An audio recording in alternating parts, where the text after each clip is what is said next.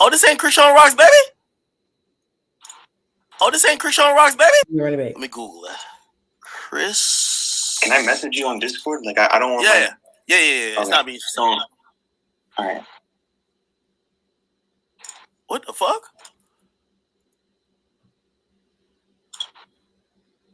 Oh, this ain't Krishan Rock's baby? Oh, this ain't Krishan Rock's baby? Oh, this ain't Krishan Rock's baby? Oh, this ain't Krishan Rock's baby? Oh, this ain't Krishan Rock's baby? Listen, again, when I said it, it wasn't a slap against Junior because I didn't know. This is my first time seeing this man up close and personal. Up close. Let me start there first. This was my first time seeing this man. I don't even know who he is. Like, to this day, who is he anyway? Does anybody in the chat know who this man is? Who is this man? But the part is, you can't hear? Who can't hear? Diva Doll says she can't hear. You can't, you good? You can't hear me? Can y'all hear me? He a journalist? Can you guys hear me? Somebody said they can't, he's a journalist. Okay. Okay, y'all can hear me. Okay, he's an investigator. Well, oh, Diva Doll, you might have to go back out and come back in. You might have to go back out and come back in.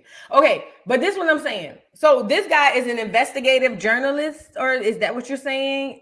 A journalist? Okay, fine. But the point I'm making is when I said it, the video I was looking at was pretty blurry. And I said, and I didn't call him Junior. I said it was a bunch of juniors in there. I said it was a grown man who looked like a baby. I said, what you call him? That's what I said. So Ek came back and was like, is this Krishan Rock's baby? Ek. Now come on now. You a millionaire. Self-proclaimed. Stop with it. Stop it. Ek. You could have emailed me and been like, what's up? Let's work together or something. But for real, Ek, stop. Stop it. Ek stole my joke. But ultimately, it wasn't to bash Junior. It was really because I didn't understand what was going on with the man. And again, let me say this too before we move forward.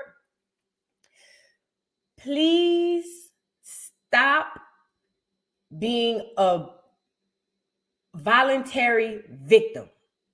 Can I say, get me up here? Get me up here. Get me up here. To everybody who will ever see this video, do me a big old favor. Stop becoming a voluntary victim. It will play on your mental, which will literally affect your physical. Okay? Let me say that again. Stop being a voluntary victim, because if it plays on the mental, it affects you physically, spiritually, emotionally. Right? What do I mean? If I say a joke about somebody and you know somebody like that, or that's not for you. That's not your jab. That's not your jab. For instance, somebody could get on here and say a dark-skinned girl.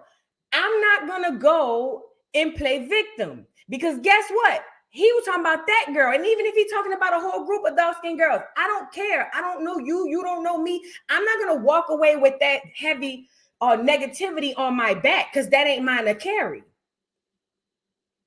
Stop it. Because when I made the joke, somebody in the chat was like, oh, my daddy or something. But I don't know I've never even seen your daddy. I don't know him. So stop it. That's not the joke, not for you. Don't add that extra stuff onto you, because you're going to end up hurting you more than you hurt me. Because you can sit up here and say, oh my God, that's horrible. How could you say that? My uncle. That's going to hurt you. Because guess what? When I hit in live or in stream, gone. I'm just saying, like, y'all got to stop being a voluntary. And I call it a voluntary victim because it's not like nobody jabbing at you. You just want to be the victim. I remember when I first started calling Krishan Rock and Krishanimals IEP, somebody was like, "That's not fair. I got a child who got autism, baby. That's not for your child. I didn't say nothing about your child. I'm talking about the Krishanimals. Like, stop it, please. I'm begging you guys, stop it. Stop it. This is why people, not just Negroes. This is why people today are so ready to unalive themselves. This is why people right now are so ready to just be depressed all the time. You're not happy. You're aging. You sick. Because remember, I don't know if you guys know this. The mental affects the physical. So if y'all, and this how you know. Y'all ever heard of somebody who been in a doctor or been in a hospital or went in a coma? You know what the doctors say when they pull through? Oh, she was strong. They're not physically doing anything. That just means the mental said, I'm getting up out of this bed or I'm getting up out of this hospital. If the mental is weak and you go in that same coma, you're going to take the long nap fat. You ain't coming back.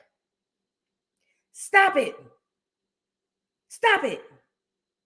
Again, this is advice for you because I'm going to still make my jokes.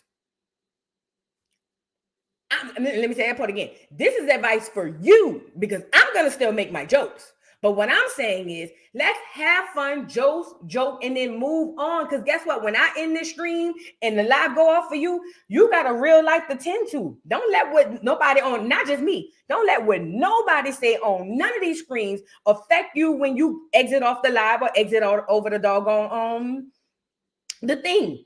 Because it only affects you, not the person who said it. So that's all I just want to say. You know, I made the Junior joke, and it wasn't a slight against Junior. It was a slight against the man, because I still don't know who he is. And he lived like a baby. I don't care. He is. He lived like a damn baby. And y'all know it too, because y'all ain't have no problem making fun of the mini-me dude. He lived like a goddamn baby. I don't know what's wrong with him, and I ain't trying to know. He lived like a baby. What you want me to say? So it's wrong for me to make an observation? He's little like a baby. Y'all crazy. Oh, that's wrong. Good. Well, if it's wrong, I don't want to be right.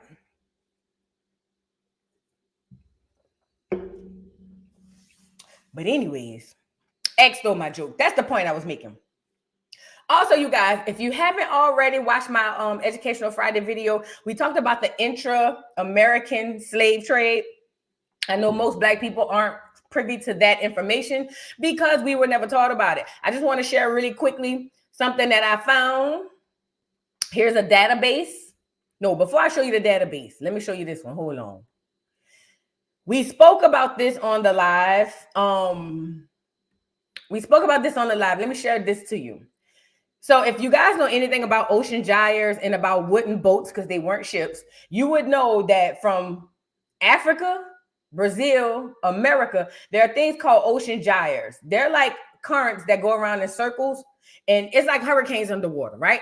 So with a wooden ship with hundreds or even 50 people under it, it is impossible for an ocean for that wooden ship to go over here through an ocean gyre, because there's one here. Can you see my cursor? Yeah, you can see my cursor. There's an ocean gyre here. There's an ocean gyre here. There's an ocean gyre here. However, in the intra-American slave trade, you guys, if you look at this, this is showing you the paths in which they were able to get people from America to Brazil, and so on and so forth, all the islands in between, back and forth, back and forth. This is more feasible because this way they're not running into any of these ocean gyres. Does that make sense? Also, I want to share the database with y'all. This here is the database. We spoke about it on Friday. This is just really quickly. I don't want to take up too much time, but this is the database that we spoke about on Friday. And if I want to go to let's go to page 1 since we were there last Friday. So if I go to page 1, it basically gives you the slave number, the slave ship number, the voyage ID number, or the year, the voyage ID number, the slave ship name, and it also has where the people were captivated or caught, and also where the people landed, the captives were landed. And then it'll tell you who got on the boat and how many got off. Not who, but how many got on and how many got off. Like, for instance, if I look at this one, let's look at this one. It's 232 people. So this one has a voyage ID number. The vessel name was the St. George. The vessel owner was South Sea Company. The flag of the vessel was Great Britain. So that means Great Britain was the ones transporting people from one place to another on. Yeah, I can drop the link for you guys. That means that Great Britain was transporting people from wherever they was picking them up from and dropping them off. It was almost like Uber in the water, right? So then it'll say sold slaves in America, subsequent fate unknown, slaves disembarked in Americas, not captured, delivered slaves for original owners. All right. Now let's go look. Principal place where captives were purchased, British Caribbean colony unspecified. First place where captives were purchased. So they were caught in the British Caribbean and they were purchased in the British Caribbean. Then they landed in Havana. Now, it also goes into detail and it'll tell you what year, 1731, that's when it left. It don't tell you the date it left, but it'll tell you the date it landed, but docked over in the designated place or wherever they were going. And that was July 16th, 1731. They'll give you the captain's name. Yes, they were keeping data like this. The captain's name. And look, this is crazy. Total embarked. That's how many people got on the ship. 236 people got on the ship. Only 232 got off. See, they don't teach you this in what do you call it, in school. I know they don't, because I just found it. You know what I'm saying? And that's something that we need to be looking at, because ultimately this is history right here. A lot of us don't understand the stuff that our ancestors went through. And I know they tell us in certain places like, oh yeah, no, you guys came from Africa. Fine. If that's what you want to believe, that's fine. But what I'm saying is, girl, who is this? But what I'm saying is there's manifesto after this is 2,114 pages long from the 1700s to the 1800s of them picking people up and dropping people off. Okay, so keep this in mind as we just go along with the whole, girl, whoever this person is about to get blocked. Keep this in mind. Like, I want to pull up on one more and then we're going to move on. I'm sorry, y'all. Anybody in the chat from North Carolina, Charleston, or anybody around Charleston? Because this one is for you. I'm going to show you something. Oh, hell no, you getting blocked. Bye. Let me get you up out of here. You blowing me up. I don't like it. I don't like it. I don't like it. Hold on. How I get this nigga up off of here? Get him up out of here. He block you. Jahid. Keep blowing me up. I don't know you. Good. All right. So look.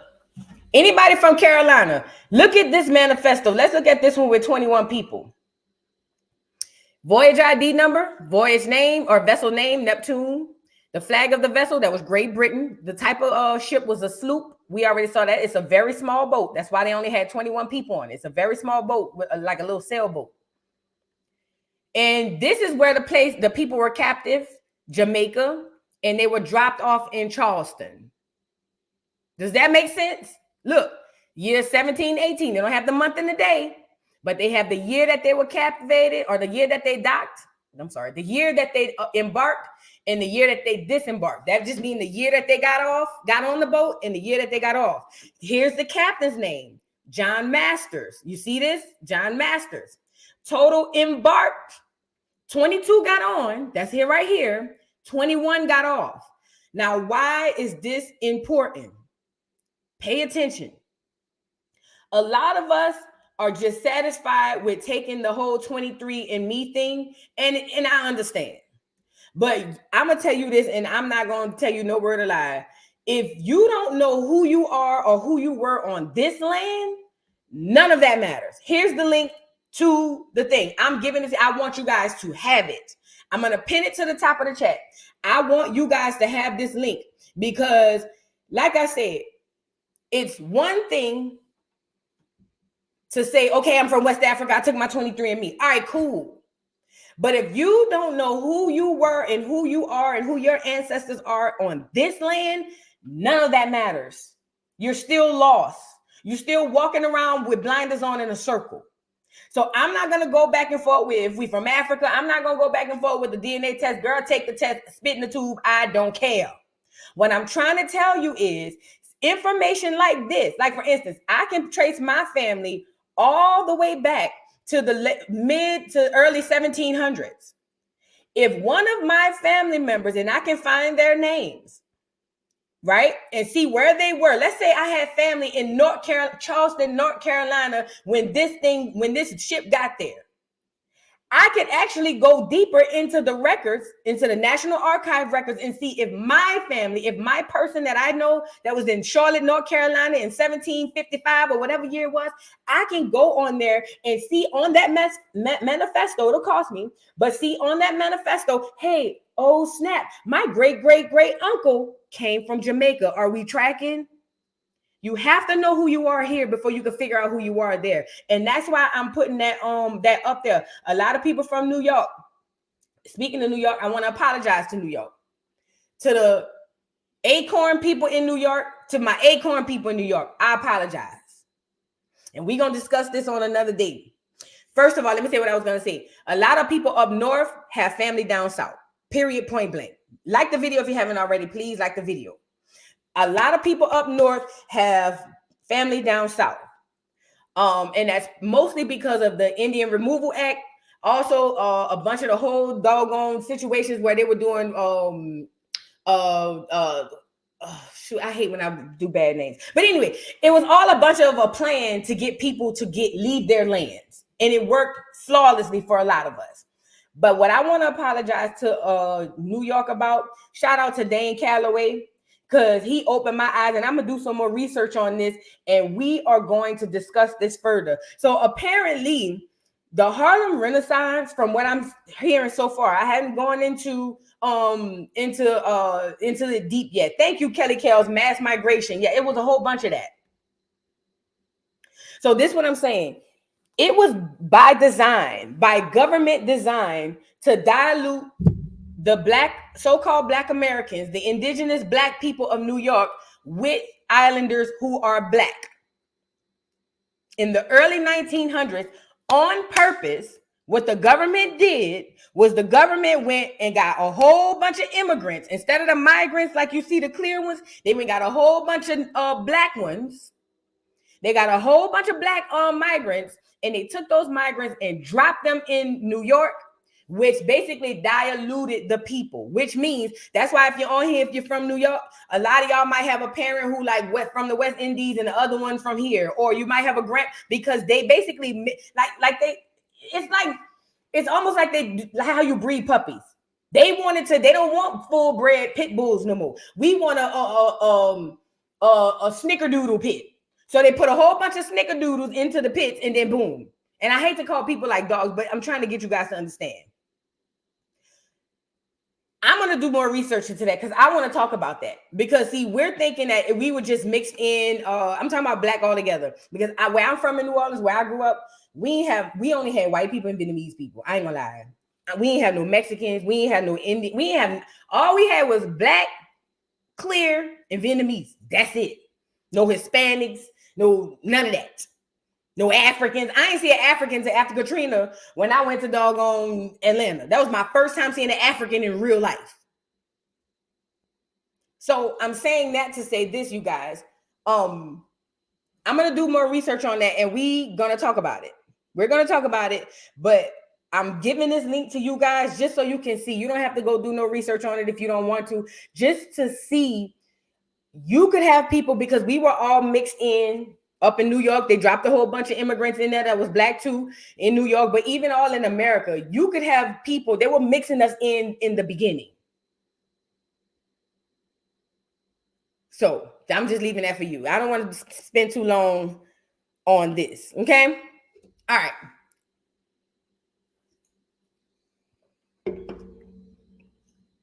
Yolanda says, question. If a slave was sold traded between two slave owners, does the last name change since that's how they identified who you belong to, or did they just branded their bodies? Well, first of all, and Chocolate Sunshine asked the question that I was just about to answer with your question. She said, what is your take on last name? I don't know this to be fact. I wasn't there. But what I've studied and what I've seen from the stuff that I've researched and looked at, okay, we got a birthday. I'm gonna get you up real quick. Hold on. What I've studied as it pertains to names and all that stuff, I don't believe that all slaves got the last names of their masters. Does that make sense? Because even when you look at the Frederick Douglass story we went over last Monday, Frederick Douglass didn't have his slave master's last name. And he went from plantation to plantation to plantation. You see what I'm saying? So with that being said, I don't believe that we got our last names for the most part from the masters. Because if that was the case, then we all have the same 100 last names. And we all know that's not true. Also, even if we did, people changed last names. But I believe if you can trace, this is how it works. If you can trace your DNA, your genealogy. So if, for instance, I have a great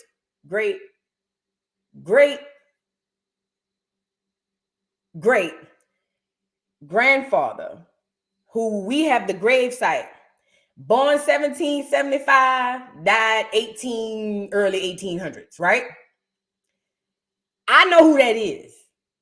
If he had that name on a tombstone or in the records, I'm pretty sure that's probably the name that will be on the manifesto. Does that make sense? But again, it's not guaranteed, but I don't believe that we all had the slave master's last name. To be honest, we were already established. We were already doing extremely well. We had technology before them folk even got off the boat. So I don't believe that OCO share. I don't believe that that we got everything from them. That's just another tactic to make us feel like, oh, we were primitive like animals and they had to come and do this, when we all know it's the opposite. You can see it today. In today's time, you can see that that's cap. But anyway, we got a birthday. Happy birthday, Indigenous Inca Therapy. You know we got to play the song. I hope you have many, many more. Happy, happy, happy solar return. I'm so happy you made another year. And we about to get it popping up in here. Happy birthday, boo. Happy birthday.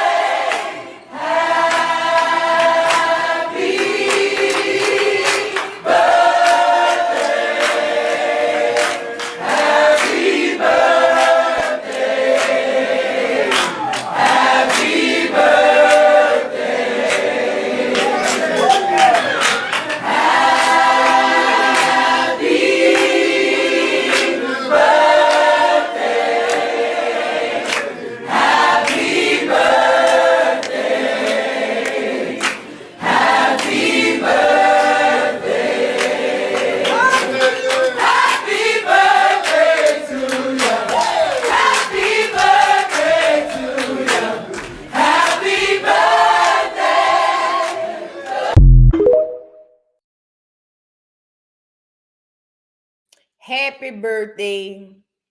Happy birthday. It's Bree, you say yours Sunday. If I don't be live, then happy birthday to you too. Happy birthday to everybody with a birthday, man. Happy birthday. Okay. You know, we celebrate more years to come and many more coming up. So shout out to Inca, sweetheart. Happy birthday, beautiful. So yeah, I just wanted to say that part. You guys, where we at on likes? You guys, please like the video. Please like the video. Please like the video. Okay, now we got a few things we're going to discuss today. We are discussing Negro forgiveness. There was a guy who was pushed in the water by his clear friend, and he almost died. It got brain damage and all that stuff, and somehow he still forgives her and said they was just playing. Then we're going to talk about the government sending aid to them people. And we're gonna talk about it. And then we're gonna talk about blackface. You gotta be there. We'll discuss it. And the black church and more. Let's just start with the black church.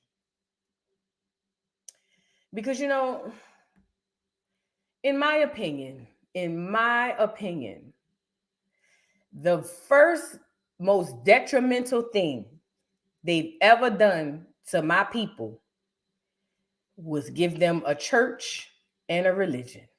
Let me say that part again. The first and most, detrimental thing, the most detrimental thing that has ever happened to my people. I'm talking about it has done the most damage. It has created the biggest divide. It has been a thorn in our side. I can recall being a little girl asking, what were we doing before the clear people came and gave us this religion? Like, how were we worshiping? What were we worshiping? What was going on? You know what I'm saying? And we are taught not to question those things, because if you do, then you're wrong, or you're God's gonna punish you. But one thing I will give the church, and I don't give the church a lot, but one thing I will give the church is they at one point, there was a sense of morality shown, because we all know there's nothing moral inside the church. There's nothing moral inside of the church. Let me say that part again. There's nothing moral inside of the church. Nothing. You may have a few good people, a few genuine people, but nothing moral has ever been good inside of the church. There's never. Okay? So with that being said, even back then, and the reason I know that is because if y'all been following some of my stuff, even between Rumble and Educational Friday, a lot of the most heinous, disgusting, horrible, horrific things was done by the pastor and the people in the church. Put a one in the chat if you've ever heard of somebody being touched or violated, sexually in the church. Put a one in the chat if you've ever heard that. Let me put my one in. And then this the worst part. After that happens, what does the church do? Do the church hold the people accountable?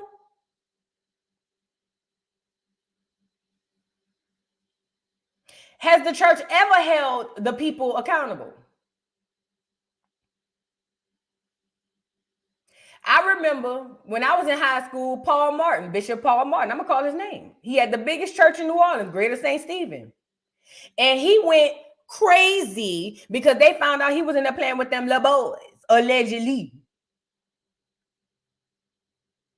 You think the church turned their back on him? Nope. Got a bigger church. And this goes back further than our childhood. I'm talking about, y'all haven't heard Red Fox say, no, not Red Fox. It was either Red Fox or no, the blind dude. Ray Charles said the freakiest, nastiest freak off he's ever gone to was at the church.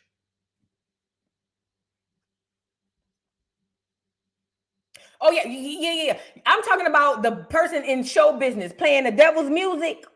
He said the most nastiest, freakiest freak off he's ever gone to was held by the church. So the church has never been good. It has been a cesspool of fear, of fear mongering, of essay, of all horrible things, just masked in goodness. They just, the choir make it seem good, and the pastor preached real good, but he probably was a drunk when he get off the pulpit. I know my great grandmother remarried a man and had 2 kids with him, and according to my people, he touched on all of them. All my grandmother had 9 girls, and he touched on every one of them. And I'm just inserting my, and it ain't my experience because I wasn't there, but I'm just inserting what I've known to be a fact. But the church ain't never been nothing, period, point blank. So, and I must have had some sort of sixth sense about it as a child, because I never really cared for. Only thing I liked about church when I was going to the regular church, not the Jehovah's Witness, I hated every second of the day. Every second of the day being a Jehovah's Witness under my mother's roof was the worst time of my life. That is the sole reason I said I will never be religious when I grow up. Let me start that first. But anyways, the only thing I liked about the Baptist church was being in the choir. Other than that, hated it. But anyway, I'm talking too much. Let's get into not CL Franklin. I saw that written in the chat. Nostrils O'Neal, Shawnee, her husband. You know, the other week, he was telling everybody to hush. Shh, shh, shh, when the lady was saying, oh, the spirit movement. Oh. And he told her to shut up. Remember last week? He said, shh, shh, shh, shh, shh, shut. I said, well, what if it was the whole day? Shut. Y'all remember he said that? Well, now he's over there telling the people not to catch the Holy Ghost. Let's go get it. Again, the church is a joke. It's always been a joke. It's just now it's not covert anymore. It's overt. That's the only difference. The church has always been a joke. It's just now they're not hiding it. Let's go get brother Nostrils O'Neal. Let's go get her husband, her new husband.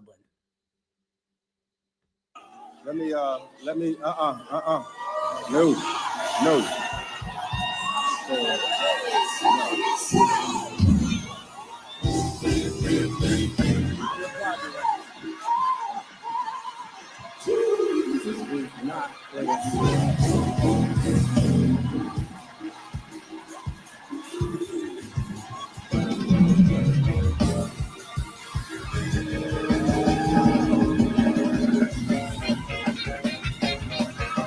Look at these niggas. Niggas on nigga ball. Look. Doing the slave shuffle.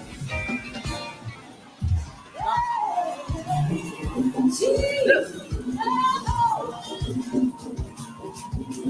All right. There is a wait.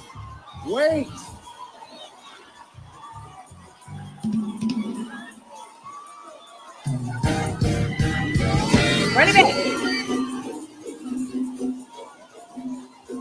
We're gonna get there. There's a spirit of disobedience in this church. A spirit of disobedience. Go ahead on, Pastor. I'm asking you to just wait a minute. Wait a minute. Tell the Holy Spirit you said wait. Trying to order in the house. Order. Look at somebody else and tell them I'm going to live to see it happen. Prophesy and tell them you're going to live to see it happen. Tell somebody it's going to happen. It's going to happen. It's going to happen. It's going to happen.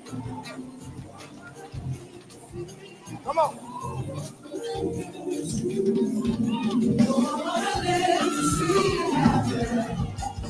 Trying to get him back on cue. You better tell the Holy Spirit you ain't got time right now. Get behind me, Holy Spirit. Oh, girl, he's gonna kick you out the choir. Oh, see her in the back right there? He gonna kick her out. That's her last day. I hope she had fun. I hope she had fun in the choir. That's your last day, Fat. The one in the back, her too, ma'am. You better calm down. You're gonna be out with her. She on the way out. That's her last day.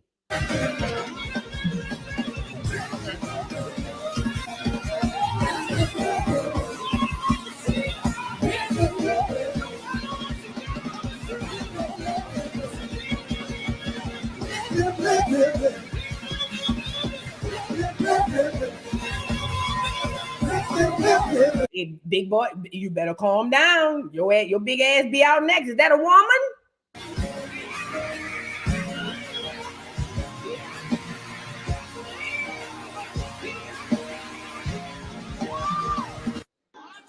You better not skip your big ass across that stage. That'll be your last. That'll be your last praise and worship. Now, the part is, he was trying to have a word, and how dare the Holy Spirit come and interrupt him? Okay, you know, when I grew up in a Baptist church, whenever that happened, the pastor didn't get upset. He just, you know what I mean? The pastor just let it go because he understood it was the Holy Spirit, the Holy Ghost. He just said, well, go ahead on now, choir. And then everybody get the acting credit. I remember the old women used to pass out, and the nuns, not the nuns, girl, the deaconess and the doggone ushers used to put the towel or the little sheet over her skirt or her dress, even if the dress was long down to the floor. And they used to let that happen, but not at Nostril O'Neill's and Keon Stop the Praise Henderson's church. We don't do that over here. See, what we're not going to do is allow the Holy Spirit to interrupt his talking. Okay? So with that being said, all these, see the other ones, they smart. They know to do a little 1-2 and then keep it moving. But it's a few back here. This person here, you better tread light. But it's a couple of them back there that ain't going to be there next week. They fired. Okay, so with that being said, yeah, y'all got to be strong. If you thought you was gonna go to a regular church and praise him, okay, you're wrong. They don't do that down at Nostril O'Neill's and Stop the Praise Henderson's pastor, Stop the Praise Henderson's church. So if you thought you was going over there to catch the Spirit, catch it at your house. You're not doing it over there. If you're in the Texas area, I heard there's somewhere in Houston or somewhere, and you won't go down there, tread like, don't bring the Holy Spirit with you. Tell the Holy Spirit, tread light. You ain't trying to get kicked out, okay? But nevertheless, you know what I'm saying? Yeah, I just wanted to show y'all that. I just was like, oh, I hate the church. I just hate it. You know what I mean? I just do. Anyways, yeah, I just wanted to show that to y'all. It's sad. It's sick and it's sad. And ultimately, I don't understand why we all just sitting around acting like, you know, this is acceptable. This is not. This is not acceptable. This is extremely unacceptable. So, to that man and his unexceptionable nigga. Y'all remember that off of on Django? So to the man, right, to the great doctor and his unexceptional nigga.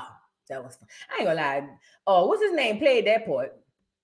That boy, Leonardo DiCaprio, he played the hell out that mud. I ain't gonna lie. He had me scared. His unexceptionable nigga. Okay. Now, I wanted to show y'all this. Some Negro was slow enough to let them people put a pig kidney in his body, and then he ended up taking a long nap 2 months later. Look, duck, duck, goose. So, 62-year-old recipient of genetically modified pig kidney dies weeks after groundbreaking transplant. He must not have no mind, bro. He must not have no auntie or no uncle or no sister, nobody around him to tell him, have you lost your goddamn mind? So Richard Rick Slayman, age 62, who made medical history as the first person to receive a kidney from a genetically modified pig, has sadly passed away, as reported by the New York Post. The groundbreaking transplant took place 2 months ago at Massachusetts General Hospital in Boston. Before I finish reading this, y'all be thinking because these people wear a white coat that they know what they're doing, huh? And I'm not saying all of them don't know what they're doing. And I'm not saying that they don't always not know what they're doing. But y'all really let them people with y'all let that white coat with that little pole with the snake wrapped around it. Y'all really let that, like, it really mess y'all up. Following the procedure, Rick was discharged and sent home in March, just 2 weeks after the transplant. His family and doctors announced this unfortunate news on Saturday. Their enormous efforts leading the xenotransplant gave our family 7 more weeks with Rick, and our memories made during that time will remain in our minds and heart, his family said in a statement. Slayman underwent a groundbreaking medical procedure to treat his ongoing dialysis complications. Instead of traditional methods, Rick chose to use animal cells, tissues, and organs. This decision was made to reduce his hospitalization, which occurred every 2 weeks. I saw it not only as a way to help me, but a way to provide hope for thousands of people who need a transplant to survive, he said in a statement at the time. Rick accomplished that goal, and his hope and optimism will endure forever, his family said on Saturday. The transplant team at Mass General said it had no indication that it was the result of his recent transplant. Oh, bitch, please. Previously, pig kidneys were only tested on brain dead donors. And 2 men who received pig hearts both died within months. The main reason for failure is the human immune system rejecting the foreign animal tissue. However, recent procedures like Slayman's involve using pig organs that have been genetically modified to be more human-like, increasing the chances of success. Let me say this. I ain't got to go to medical school. I'm sorry. I don't have to go to medical school. I don't have to have a college degree. Hell, I don't even have to go to kindergarten to understand that a pig's kidney, no matter what they do to it, does not work on a human body. The fact that the family and the hospital are acting like the transplant wasn't the reason why this man got up out of here. And then they want to talk about how the last people who got it or who got things from animals died too. Oh, but we don't think it's from the transplant. We can't say it's from the transplant. See, they're very smart with their words. We cannot definitively say he got up out of here because of the transplant. The people said they tried it on brain dead patients. Mr. Rick, if you can hear me, when you meet the Most High and he asks you how you got up there, please have a good explanation for this.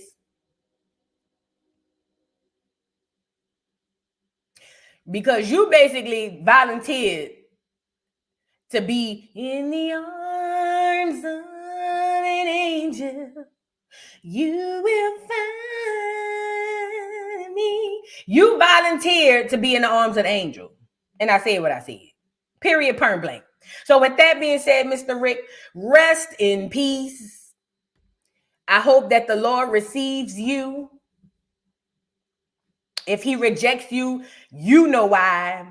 And to the family who's going to get up here and say, well, at least they gave us 8 more weeks with them. Duck, goose. You could have had 8 more years, but there you go.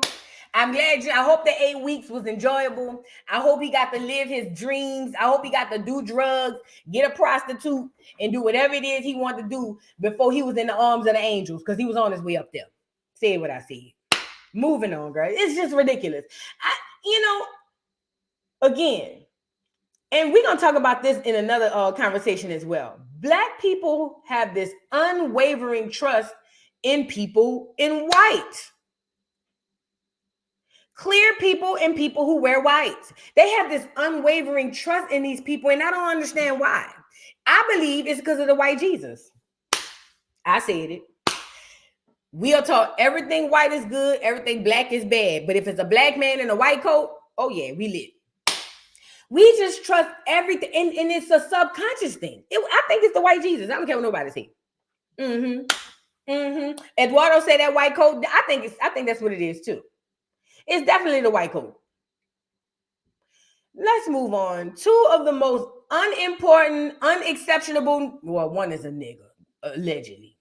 I don't even know what these hoes is. 2 of the most unimportant, uninvited people in the world are beefing, and I don't understand nor care why, but we're going to talk about it. All right, so Amanda Seales rears her ugly head. And every now and again, Amanda Seales wants to be relevant in Black American culture, because we already know that Black culture and Black American culture are 2 different things. But Amanda Seales trying to be, and we all know this. He ain't even from Acorn. But she's got to do something to stay relevant somehow. Amanda Seales somehow, or for some odd reason, is beefing with Tiffany Haddish, they both could jump off the cliff if you ask me. Okay, so let's get into it. Amanda Seales is appalled at Tiffany Haddish jokes regarding the college I'm not saying the word protesters, and uses the opportunity to promote her own comedy show Where They Do Care. Look at Amanda. And y'all wanted to tell me that she was right for saying what she said to the teacher in kindergarten or whatever grade it was, because they were indigenous people. She wasn't talking about niggas. This whole girl. I don't give a fuck about that shit. I've never went to college. Why would I care? Why should I give a fuck about the college? There's not genocide at the college. I give a fuck about what's going on the other side of the world, but why would I give a fuck about the college? Because Africa is working at the college? Shut the fuck up. This is the shit I'm talking about. Stupid motherfuckers at the college. I ain't never worked a goddamn day in your life. Do you remember 9/11, bitch? We were under attack. 11 terrorists blew our shit up. 3,000 people dead. What the fuck did we do, America? Do y'all remember what we did? If you're from the 1900s, you remember.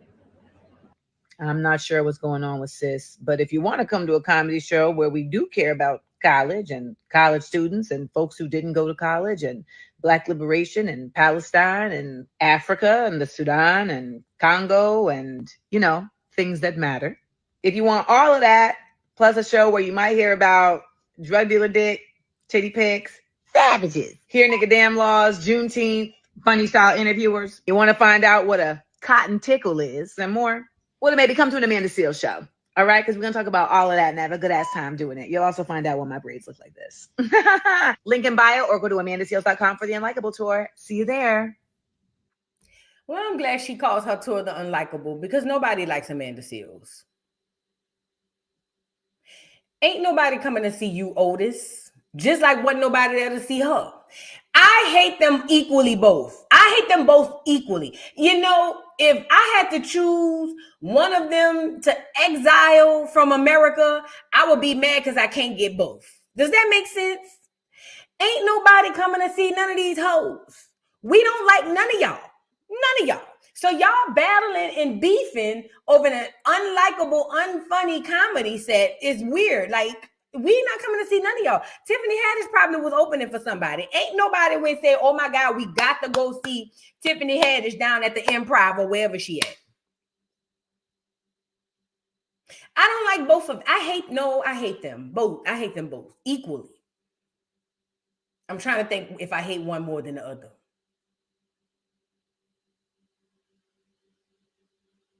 I would have to say Amanda because she ain't from Acorn. Anyway, this shit spilled over. Amanda this is why I just can't stand her. Anyways, Tiffany responded, girl.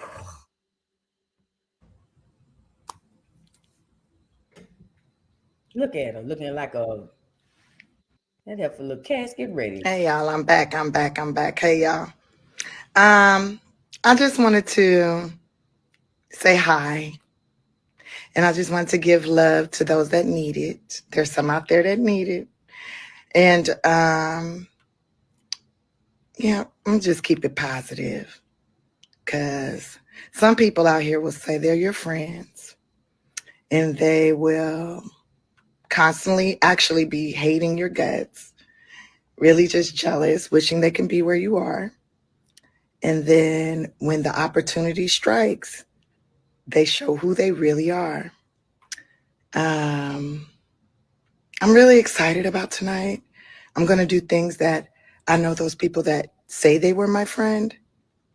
I'm going to do things that they wish they could do. I'm going to enjoy myself. I'm going to learn new things. I'm going to grow. And I'm going to be just fine. And so will they. And I'm glad that my hard work and dedication has gotten me to such a point in my life where they need to use my name to make themselves relevant or to promote whatever they're promoting. And I'm proud of me. I'm proud of me. I'm proud of everyone that actually supports me. And I'm not going to shit on them because they do it enough to themselves. If anything, I curse them with joy. I curse you with all the joy, happiness, success, and abundance that you can handle. And obviously, God hasn't given it to you yet because you're not ready to handle it. But you'll get it.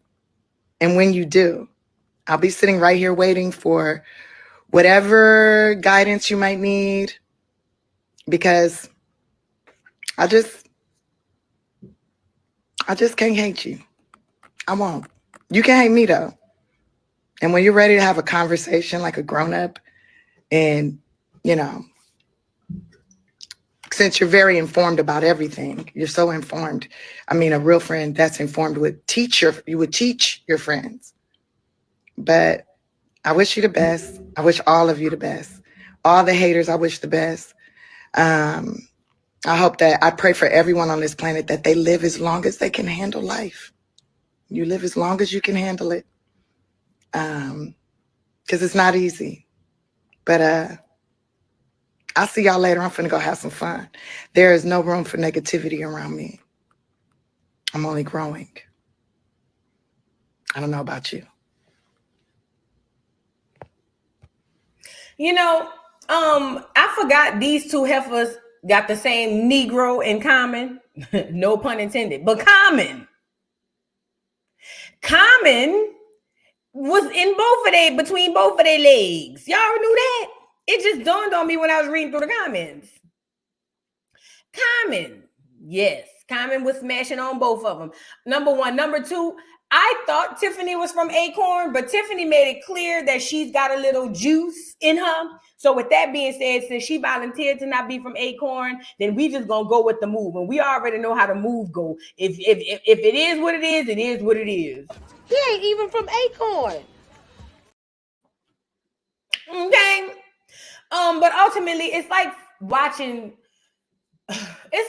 two live fish fight. Y'all ever watch fish fight? They just go to nick at each other, and then you be wondering if it even hurt. That's what it's like watching these two heifers fight. I hate both of them equally. So yeah, I don't like them, and I hope that both of their shows bomb. Both of them. I hope both of their shows the next shows for both of these hoes get canceled, because I don't like none of them. Not one of them. They're both horrible people, and I want nothing but the worst. Worst. Motherfucker never loved us. No Drake. But I want nothing but the worst for both of them. So, I just wanted to add that part in there. Oh, Tiffany and doggone. What's the girl name? And Amanda, go lay down. Go lay down, please. Now, let's move on. Now, y'all heard about this girl who had, I'm sorry, y'all. Sprite got me. Y'all heard about this girl who had went live to drop her churn off down at the CPS because she said the dad didn't want to help her, and then it turned around that she just wanted to go pop cooch. You know what I mean? Y'all heard about that? Let me go see if I can find the original video, because I don't think this one have the original video. Let me see if I can go find the original video, girl. The girl had 5 churn, and she wanted to go pop cooch. Let me see how I can look for it.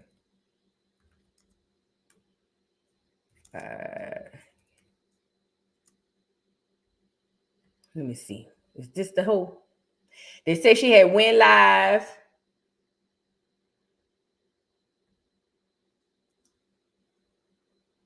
They got a whole hashtag for mother of 5 kids. CPS. Let me see if that'll narrow it down. Here you go.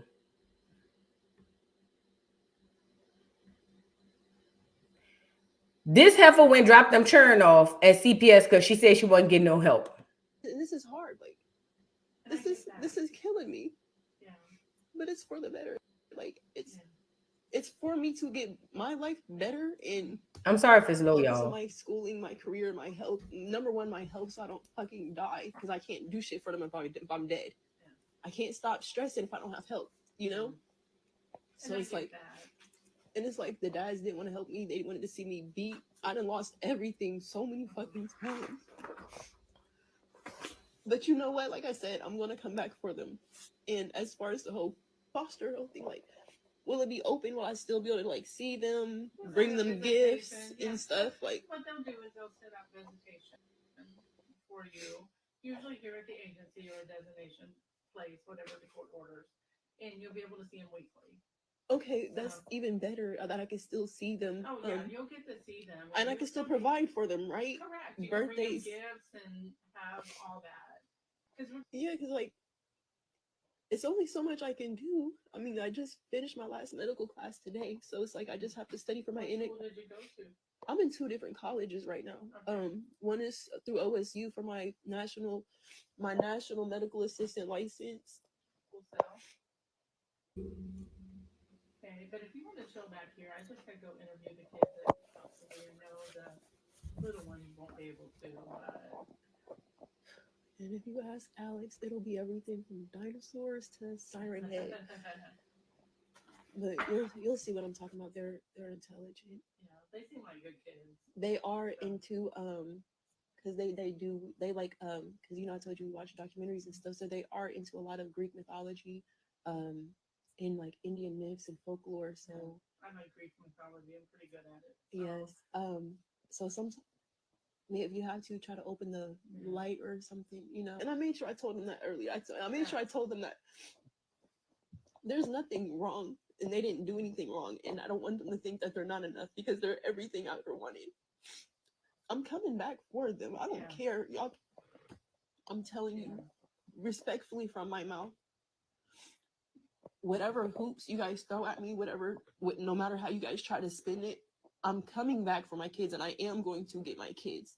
So I blocked all my sisters. I blocked all my family because I don't like none of them bitches. I don't give a fuck about none of them bitches. I'm cool.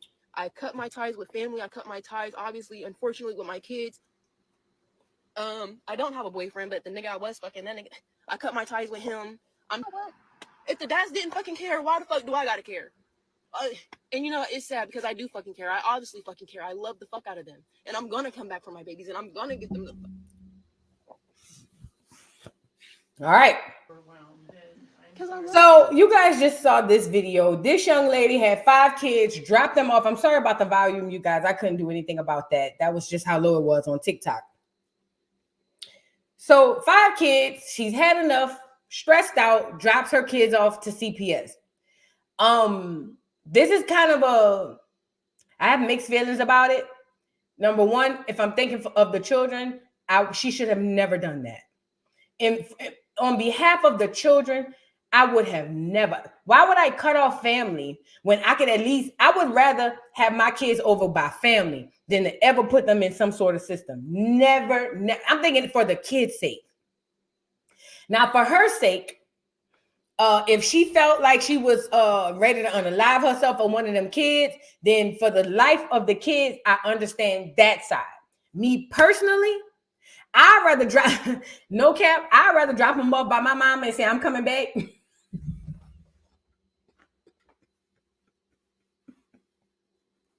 Look, I ain't capping. I don't care what none of y'all say. Me personally, I'd rather bring them by my mama and be like, Mom, you'll watch them for about an hour. I'm coming right back. I mean, that's better than CPS now. That's better than CPS. Now, what would y'all rather do? Drop them off by her mama or drop them off at CPS? Because she was dropping them off regardless. She was going to drop them off regardless. So my thing is, would you rather drop them off by the girl mama or by CPS? Nah. I'm just saying. Girl. I'd be like, oh my, I gotta go to work. You'll watch them train. Oh yeah, it's only gonna be for like 2 hours. I'll be right back. But in all seriousness, because I'm being funny.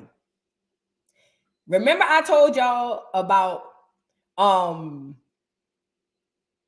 how the entertainment industry is shaping the people, the women. Remember I told y'all they put crack in the neighborhoods in the 80s. They did all this stuff in the crack the 80s, 90s. They had HIV, all these things to unalive the Black community, and it did not work. But the one thing The one thing that they are going to attack or that they have attacked that is going to put a huge dent, if not completely annihilate the community, is when you target the Black women. Ratchet music.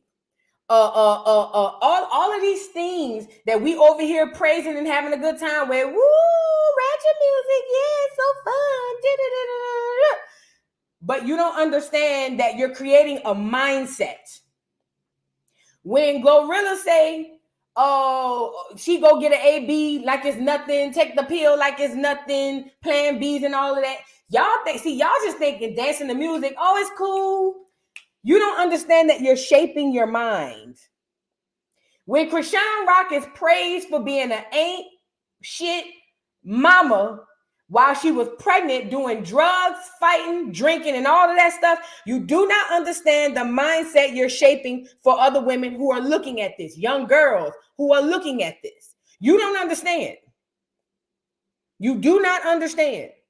You have no clue the mindset you are shaping when you champion this BS.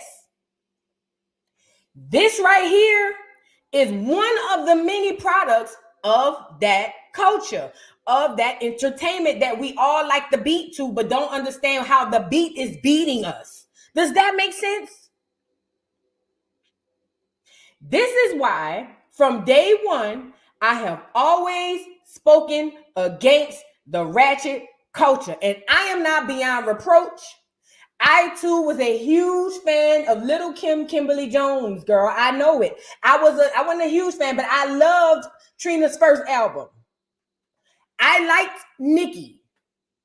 I was there for the pioneers of this stuff, Kaya. So I'm not gonna sit up here and act like I had no input on where we are today. But once I woke up and realized what this music is doing to my people, I said, no, no, no. That's why every time I get on here, the very first thing when we talking about anything as far as this ratchet culture, ratchet music, I'm the first one saying this some bull. We need to get rid of it. We need to stand against it. We need to say something. Adina Howard, because I will be a freak until the dawn. Yeah, I was there.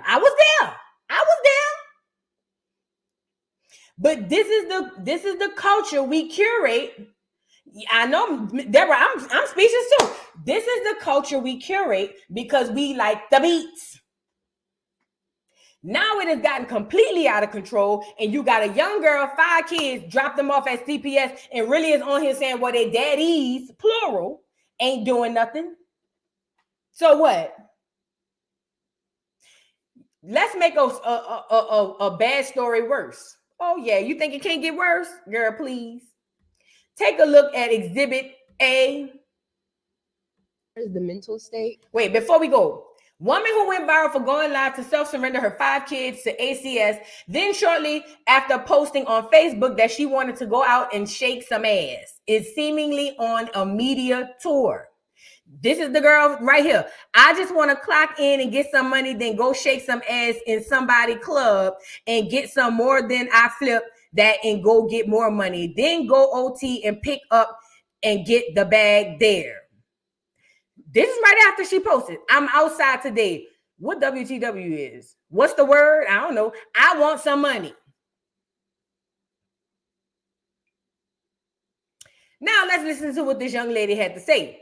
It's because of, like JFS and stuff. And so this time they took, for no reason, my child care was still active, but they took my kids off the roster. And I'm like, okay, why'd y'all do that? So, you can't get a hold of them for like ever. So it's like once they did that, I ended up losing both my jobs, and I'm like, okay. And before that, like a lot of people don't. I do music. I ain't know Neek did an interview with her. I'm gonna have to check it out. I'm gonna have to check out Neek interview. Somebody said Neek did an interview with a girl. I'm gonna have to check it out. It's gonna trigger me, but I'm gonna check it out. Model and stuff. So like on behind the scenes, my music and stuff was progressing. That's also how I was able to get my house. Like when I got my house, I paid $6,500 cash for it, and my rent is $1,500 monthly. Plus, I'm paying literally like almost $3,000 bills in a month alone. So, yeah. So like when JFS kind of did, I'm like, damn, like that really was like my everything. Like, I'm not a lazy person. It wasn't providing for my kids or being a mom, that was the problem. You know, that's my lifeline. You know, like I've been a mom since I was 15. My identity is mom. So that's what I identify as, you know? But it was just like, once they did that, I was like, okay, well, shoot, okay, if I get this bill, and I'm like, okay, well, I still got 25 over here. I need to get, like, it was like, it started to stack up. Yeah. So it was just like, okay, I'm not doing this no more. So best believe by the time I do come back for my kids, we're not going to be in the hood no more. I'm not going to say we're going to be like, you know, Kylie Jenner rich, you know, shout out to her, but period. But it's not like I'm going to be Kylie Jenner rich, but I'm not, you will not see me here in Columbus. Yeah. Or the ghetto parts of Columbus. Yeah. So I guess how many kids do you have? I have 5 kids, 5 beautiful, very intelligent. Leah's lemonade. First of all, Alicia, you hit the hammer. No, I keep messing that saying up. You hit the nail on the head with this one. Alicia says, I don't have sympathy for her. I was a teen parent. After one is a choice. You are a trillion and a trillion plus a trillion times a trillion divided by a trillion% right. I too was a teen parent. Late teens, yet and still a teen. And you know what I knew, Alicia? Let me tell you something. No cap, 19 years old, had my baby. Yes, ma'am. Yes, I did. And you know what I knew immediately? This ain't for me. Bitch, when I'm telling you I'm a teenager, I'm 19, yet and still a teen. My friends, I'm trying to get them to come to the crib. Y'all come over here and chill. Girl, we all right, it's cool sometimes, but we don't want to be in here all day. You the one with a child, not us. Running and leaving, girl, scratching and surviving, trying to get more food stamps, girl, can't even afford the baby food and the regular food. I knew in that moment, this ain't for me. Like, I literally looked around and said, I can't have a whole bunch of these running around. They say the Most High only give you what he know you can handle, right? And with that being said, and my baby was a good baby, but still, when I see and she upstairs, I don't want to talk too loud. She upstairs, but I'm just saying, when I had my child, girl, I said, oh no, this ain't, girl, oh no. And I don't mean forever, because I did want more kids. I meant in that time. I knew, listen to me good. I knew that at 19, 20, 21, 22, 20, I was like, oh no. I'm going to wait till I'm older, more. Because at one point I did want more kids. I really did. No cap. At one point I wanted more kids, but I was smart enough to know at that time, shit. So when you said that part, I was a teen parent and after one is a choice. Now, I ain't gonna lie, you might get caught up the second time. But after that, nah. You might get a oops upside your head the second time. But after that, girl, bye. 5, you were just fucking and having churn. That's what you was doing. At 5 years, and you only, she said she started at 15. Oh, you was just fast, hot in the ass. That's all you was.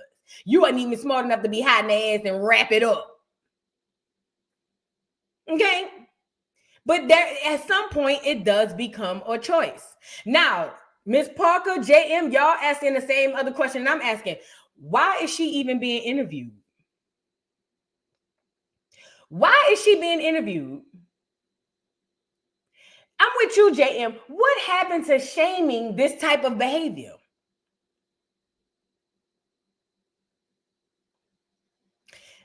Why is this important?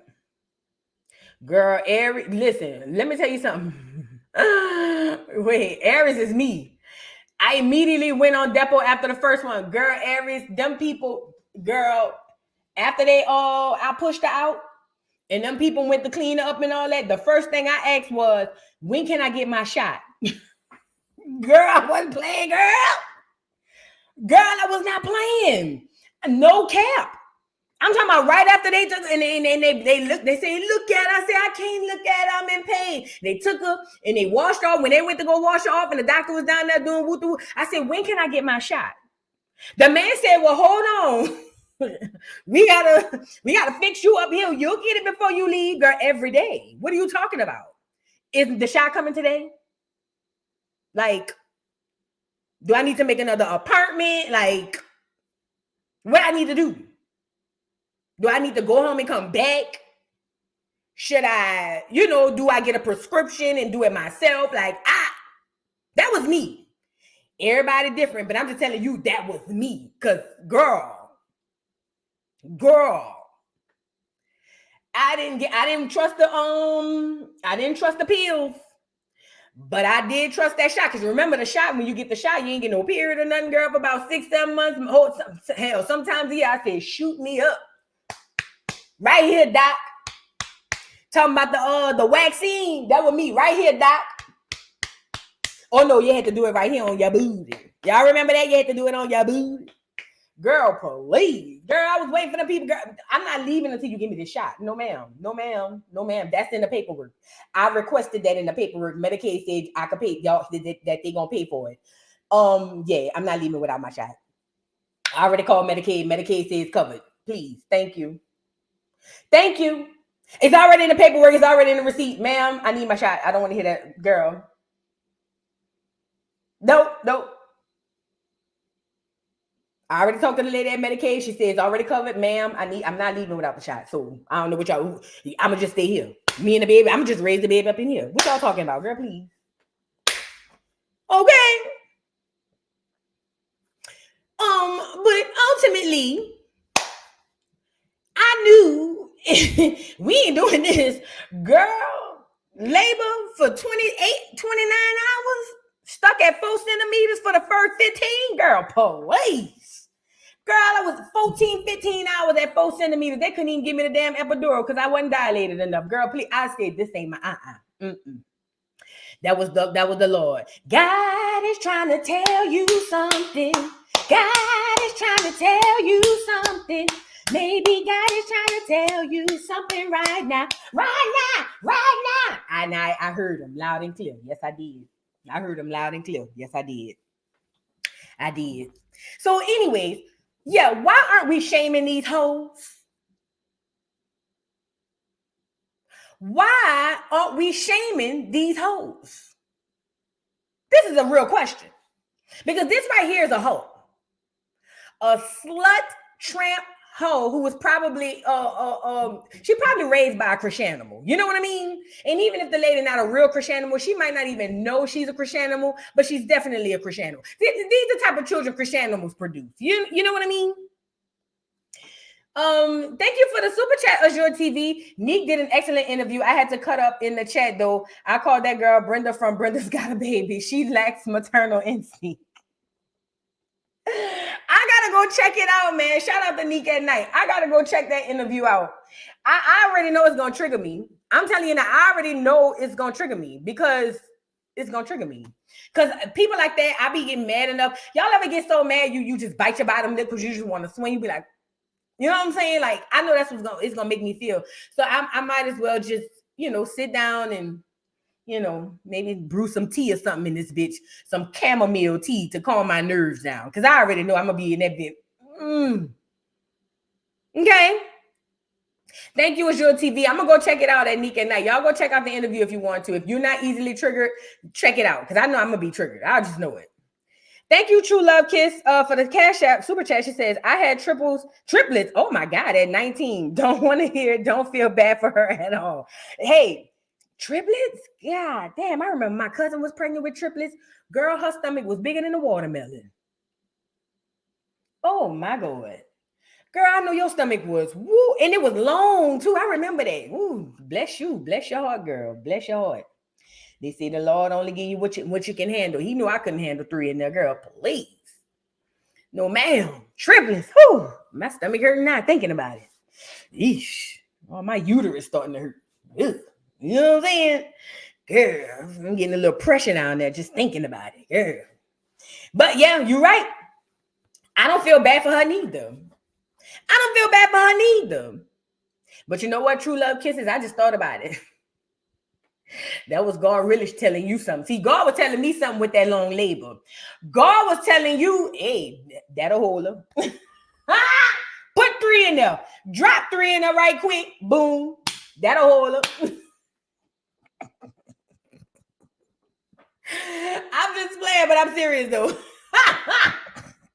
See, the Lord made me, he taught me my lesson by giving me a long labor. That's what he told me, True Love Kisses. That's what he said. He said, oh, you want to be grown? You want to be fast? Oh, okay, good. Put that heifer in labor for about 3 years. You know what I'm saying? And I learned my lesson. But the Lord looked at you and said, oh, I got her. Drop 3 off in there. I bet they're beautiful though. They say the Lord have a funny way of laughing, huh? Ain't that what they say? That's what they said. I didn't say it. I didn't say it. That's what they said.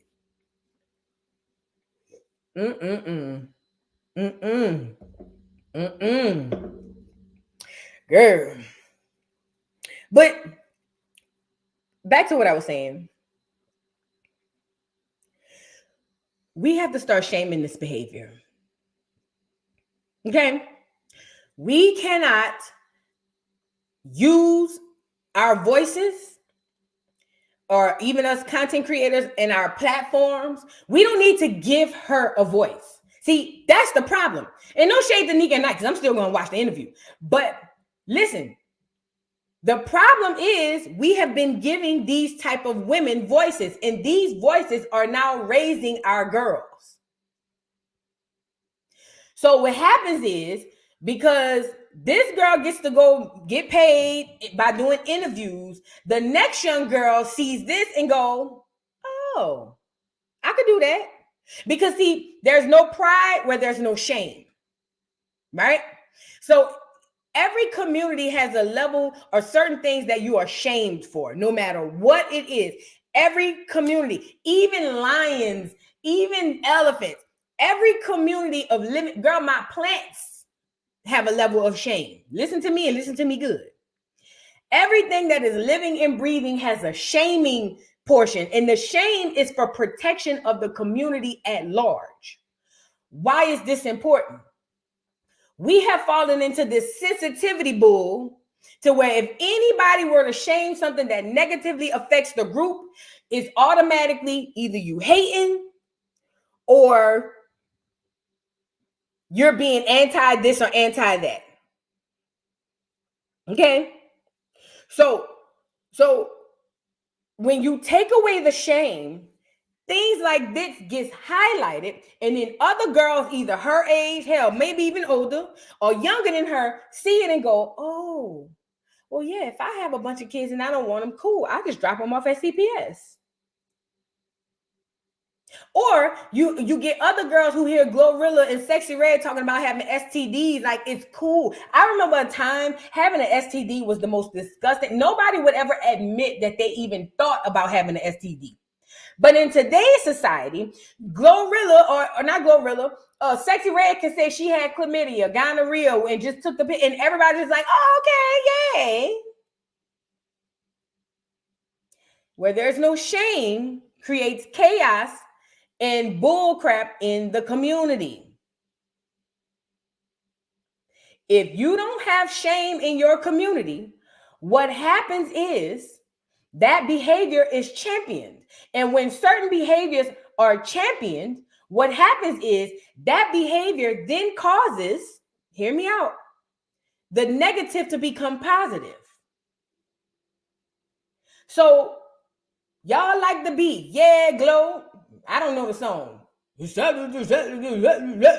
Glow. And y'all like the beat. And I'm not saying y'all, I'm just saying us as a community. Then we like the beat.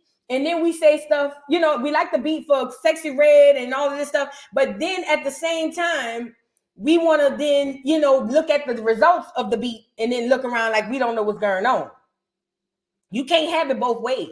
Shout out to the subby who sent me this, because I'm going to get into this another day too. One girl got up here, an African girl who ain't from Acorn, was talking about how black culture or Black American culture is black culture as a whole. And how, oh yeah, because and we have to stop this. But in the girls who video who I watched on YouTube, another ain't from Acorn because her dad is Nigerian, her mama is clear. But she gets on here and says, well, yeah, I like the music and it's fun to dance to, but we have to not, no. You don't get to have it both ways. That's the point I'm making. You do not get to have it both ways. You either mess with it or you shame it. You either accept it or you exile it. You either deal with it or destroy it. You don't get to have both ways. You don't get to have both ways. Simone says you have to first have a community. There's no more communities. You're right. But you know what's crazy, Simone? This right here is a community on this channel. Because for the most part, most of us feel the same way about this doggone rap beef crap. I mean, this stuff. Communities start small. They start small. And listen, don't get me wrong. I done died on the many hills. Because I'm always the one say the unpopular thing, the thing that's opposite of what everybody say. I know how I feel, trust me. But I'm glad I do that because now we start the communities right here. Oh, that van you sent it to me? Girl, I ain't gonna lie, she triggered me too. The girl, I cut it off mid. Because I did not like these foreigners talking about Black American culture, saying that it's Black culture. No, it's not. Y'all know how to separate yourselves any other time. So why is it, girl, don't get me started. They know how to separate themselves from Black culture any other day. Why is this now you can't separate, girl? I'm gonna do a video on it, then I'm gonna do it live because I just got so much to say about that. You know what I mean? Like, girl, bye. You know what I mean, girl? That was triggering to me. That YouTube video was You are half clear and half Nigerian. Another girl, I don't know where she's from in Africa, and they got the gall to sit up here and say Black American culture is Black culture, and they are a part of Black culture. That's why I told y'all that Black part, that's gonna always get y'all messed up. I keep telling y'all, go ahead on identifying as the color of this headband, because everybody get to fall under that umbrella when it's convenient. Stop doing that. Stop doing that. Of course she has 1 million subs because just like in real life, they promote the foreigners. They don't, come on now. They promote the foreigners. They don't promote the indigenous. But you better stop. Hey, now you got people who ain't even you telling you what to do about you. And again, I'm not even mad at the girl because she's right. She's not right. She's right about the culture as far as it being bad. My thing was, don't attach yourself to it to criticize it, but then at the same time, you like the culture and you indulge in the culture. That don't go like that. Either you gonna shame it, and that's just with this baby girl, with the girl with the kids just now. Either you're gonna shame it or you're gonna deal with it. But you cannot ride the line. It don't go like that. And with this girl dropping 5 kids off, talking about she ain't got no money, the baby daddies won't help do this, and then turn around and say she want to go pop ass right after she drops them off. That is the culture we have curated, Black Americans. Acorn, that's what we created. And again, it was one thing when they took the Negroes, the fathers out of the home. But see, when they take these mothers out, girl, we gonna go extinct. I'm telling you. I'm not telling you what I think. I'm telling you what I know. See, when they get a hold of all these mothers, the community will literally go extinct. Facts. Keep playing around if y'all want now. Keep playing around. That's a fact. See, when they get these mamas up out of here, all gone. All gone. All gone. This ain't what I think. This is what I know. Let's move on. Was it on here?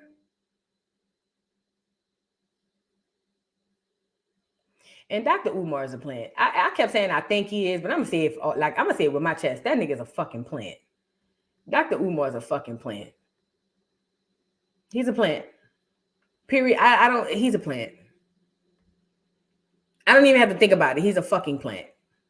But you know, a lot of Negroes ain't ready for that conversation because he's funny. Anyways, let's move on. I want to show y'all something else. I'll do the celebrity gossip stuff later on. I don't want to do that right now, but I want to show you guys something else. Hold on.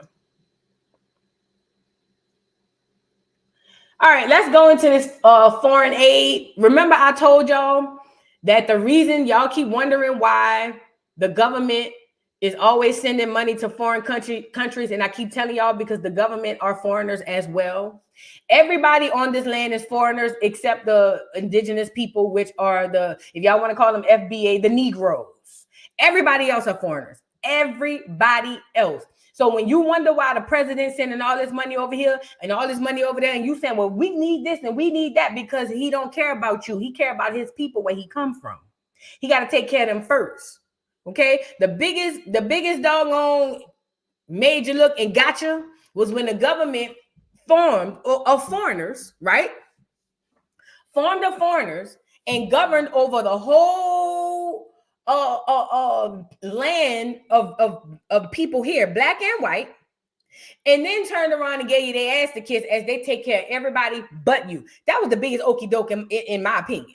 But it says U.S. announces $400 million military aid package for the U people, and it's urgently needed. The new offensive comes just as the U.S. announces a $400 million aid package, critical to bolstering Ukraine's air defense and security needs, including Patriot missiles, Stingers, Bradleys, and Javelin anti-tank systems. National Security Advisor John Kirby telling the press that it is possible that Russia will make further advances in the coming weeks. And over time. I don't know if this will get me blocked, so I'll just read it.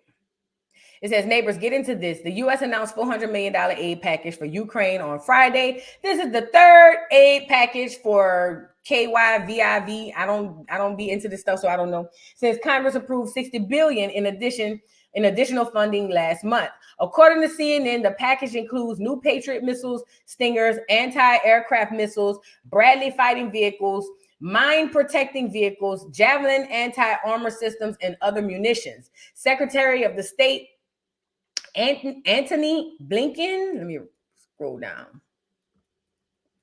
Antony Blinken said the armor heading their way is crucial and needed as Russian forces have made it clear on recapturing the Ukraine's second largest city. And then it says, as President Biden has made clear, the United States and the international coalition we have assembled will continue to stand with Ukraine in its defense of its freedom, Blinken said in a statement.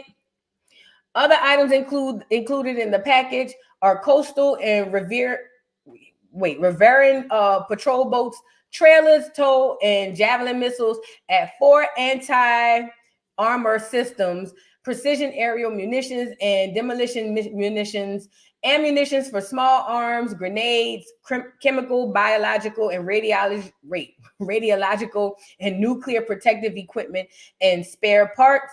It's important to note that the weapons are being sent through the president's drawdown authority, which pulls from existing Defense Department stockpiles. Now, this was a lot of jargon of bull. Let me put it down in layman terms. Crime Bill Joe said, fuck these niggas and fuck these bitches. Let's go ahead on and send our money down to the Ukraine people so that we can help them fight. Now, in Joe's mind, he probably saying, now y'all lucky I don't send the military too. Let me send this money and y'all can mind y'all goddamn business, because we were never for you. We don't care about you. This ain't about you. This is about us. This is about me and my people. I got to put money behind my people. Okay? That's what this is all about. Again, I ain't telling you who to vote for. Go get your stick of fat. What I'm saying is, what we looking at is what's going on. And this ain't the first time. This ain't the second, third, fourth time, fifth time, 7, 8, 9, 10, woo. Mind you, didn't Scammer tell you niggas, let's be clear. I won't do anything exclusively for black people. Anything that I do will be for all people. Let's be clear. Remember she said that? Let's be clear. Anything that I do will not just impact black people. It will impact all people. Let's be clear. She said that part. Well, this show's spending a lot of money on this group of people that don't impact everybody.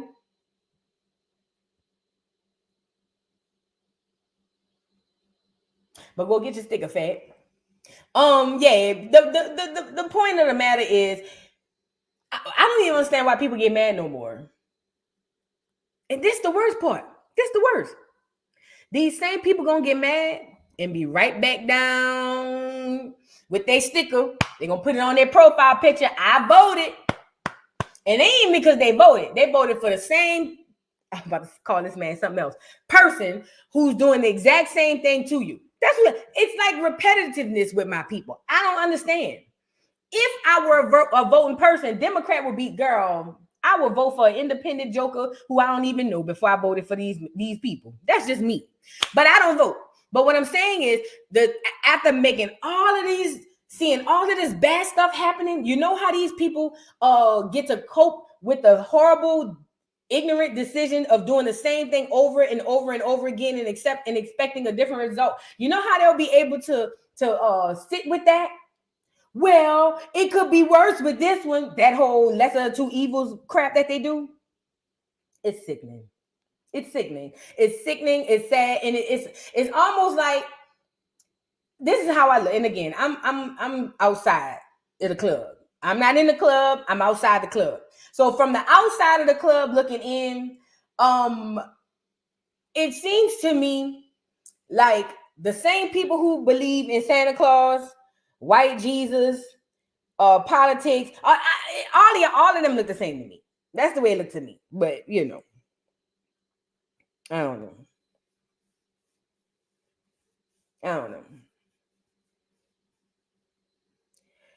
Anyways, there goes your money. And y'all wondering why eggs $10 a carton? Oh yeah. Y'all wondering why gas costs higher than your light bill? And I'm talking about the gas for your car. Y'all wondering why you can't feed your children and people dropping off their children to CPS? Well, that ain't why that who dropping them off. But you see what I'm saying? Y'all wonder, that's why. Because all your money going out the window that way. Moving on. Oh, yeah. That's why, y'all. That's why gas is expensive. That's why the price of everything going up. Inflation is crazy. Yeah, that's why. That'll do it. That'll do it. That right there, do it. Hold on. Okay, this the nigga who got pushed into the lake by the clear woman. Girl, you can't make this shit up. So this Negro, handkerchief head Negro, almost died.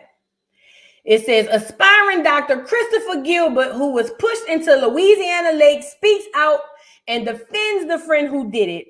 I knew Cassidy wanted to push me in for messing with her, so I kind of played into it. I misjudged the situation. Neighbors, last month we reported on a story about an aspiring Dr. Christopher Gilbert, 26, who drowned in a Louisiana lake after being pushed in by a friend.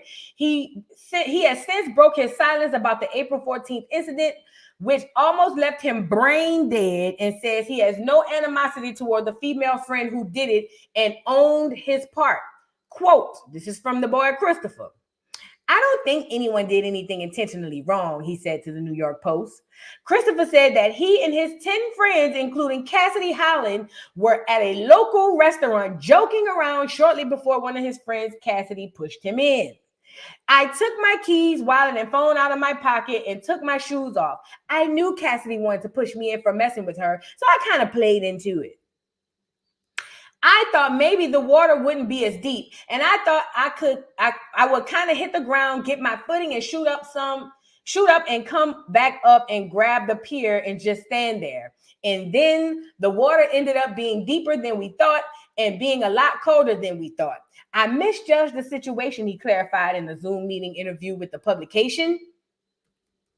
Cassidy spoke to the outlet as well, saying, I would never try to hurt him. Chris is a beautiful person, my coworker and my dear friend. I'm so thrilled at his recovery and getting back to normal. The family wanted Cassidy as locked up, but has since changed their position. The nigga got brain damage. The nigga was brain dead because he was drowned in the lake.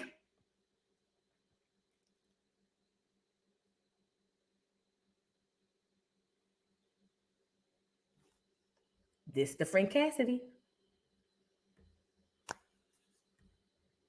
hospital after drowning in a lake. The victim's family says that he was hanging out with friends when he was allegedly pushed into the lake by one of his friends and he drowned. KSLA's Jasmine Franklin sat down with the victim's family as they search for answers. So it's taking a toll on all of us. Like, Chris is a beam of light for all of us. So it's just been devastating. Shreveport native 26-year-old Christopher Gilbert is in the hospital on life support. He's still in a very critical condition. He's still the sickest patient in their unit. The Louisiana Tech University graduate was hanging out with coworkers at a lakefront restaurant in Farmerville when things took a turn for the worse. It's just been a nightmare not knowing day to day what to expect, from his condition. Back on April 14th, a never-ending nightmare began for the Gilbert family. A Shreveport man is on life support in the hospital. While Chris was spending time with coworkers, he was allegedly pushed into the lake by someone he knew. We want the person who has admitted to pushing Chris into the lake. We want her arrested. The family's attorney says the group of Chris's friends initially reported to police he had fallen into the lake. During investigation, one of his friends admitted to pushing him into the water. I was devastated. I was hopeless. Christopher's family says he doesn't know how to swim, and during the incident, he was underwater for more than 10 minutes, leaving him with significant brain damage. We've been asked by Mr. Gilbert and his family to come and investigate what exactly happened. The family's attorneys held a news conference in Ruston Tuesday afternoon, demanding justice and answers. We have not received the while Chris was spending time with full participation of law enforcement and other investigators, but we will use every resource at our disposal. More than 2 weeks have passed since the near-death experience, but tonight the aspiring doctor is still in critical condition.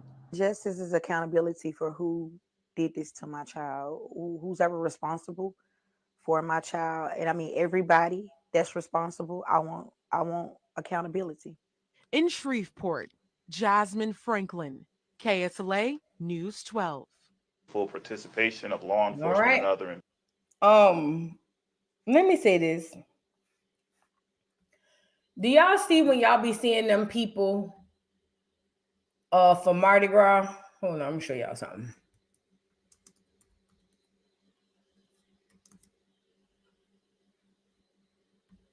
Y'all know how y'all be seeing them people, the clear people on them that be dancing for Mardi Gras, and people be like, "Oh, y'all just don't understand. It's different in Louisiana. It's not like everywhere else. See, when it's in Louisiana, everybody is cool. Everybody is friends. It's different, guys. You don't understand. It's not like that in Louisiana." I'm trying to see if I can find one. I'm trying to see if I can find one. I'm gonna show y'all.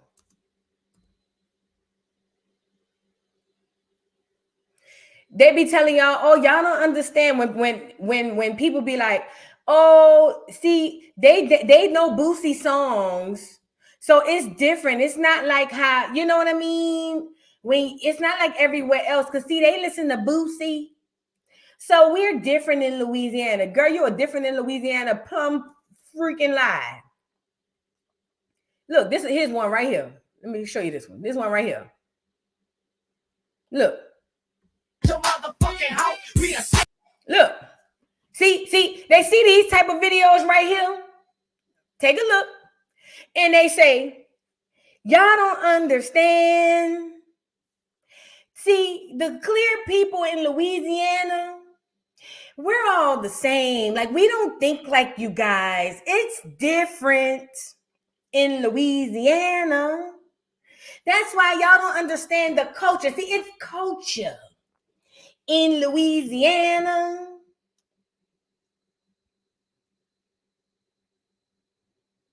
I want to be the one to tell you that that is the most lying pieces of information I've ever heard in my mother plucking life. And the Negroes that get into the comments of these people and say stuff like that irk me the most. Because even if you from Baton Rouge, from the inner city Baton Rouge, or if you from New Orleans, everybody knows that if you step to Jefferson Parish, or if you step to St. Bernard Parish, these are the parishes around, or if you step to St. Tammany Parish, your ass is grass. Everybody know they're racist. Outside of Baton Rouge, everybody knows when you leave out, and even in Baton Rouge, but at least in New Orleans, it was mostly Negro. But everybody in Louisiana knows that just because these clear people sing Boosie at the parade, don't mean that we are all cool. That is the lie. That is the biggest lie ever told. Now, why is this important? This young brother here fell for the okie doke. He fell for the okie doke. What do you mean by that? Well, he thought my coworker, my friend, it's okay, we're friends. He thought they were friends. Who puts their friend in a situation to even be in a doggone lake? Who does that? Even if you thought the lake wasn't that deep and you took your phone out of your... See, it's one of those things where everybody in on it but you. Y'all try. It's one of those things where everybody is in on the secret except you. Now, at first, the mama wanted justice. She probably listening to her son and just gonna let it ride because he thought they are my coworkers. I was messing with Cassidy at breakfast or at brunch, and I just knew she was gonna push me. So yeah, I got brain damage. I'll probably never be the same, but it's my fault. I probably shouldn't have messed with her at lunch. A friend, it ain't pushing you in no water. Let me say that part again. For the people in the bike, I don't care if you could swim like Michael Phelps. A friend ain't pushing you in no water. Because there's always a chance of something deathly happening. I don't give a good goddamn if you was the Little Mermaid. A friend will not push you in a body of water. Not a pool, not a lake, not an ocean, not now. That's not what a friend does, okay? Did they try to help him, Angela? I have no idea. But what I do know is this nigga here got half a brain because he had only half before he went down under the water.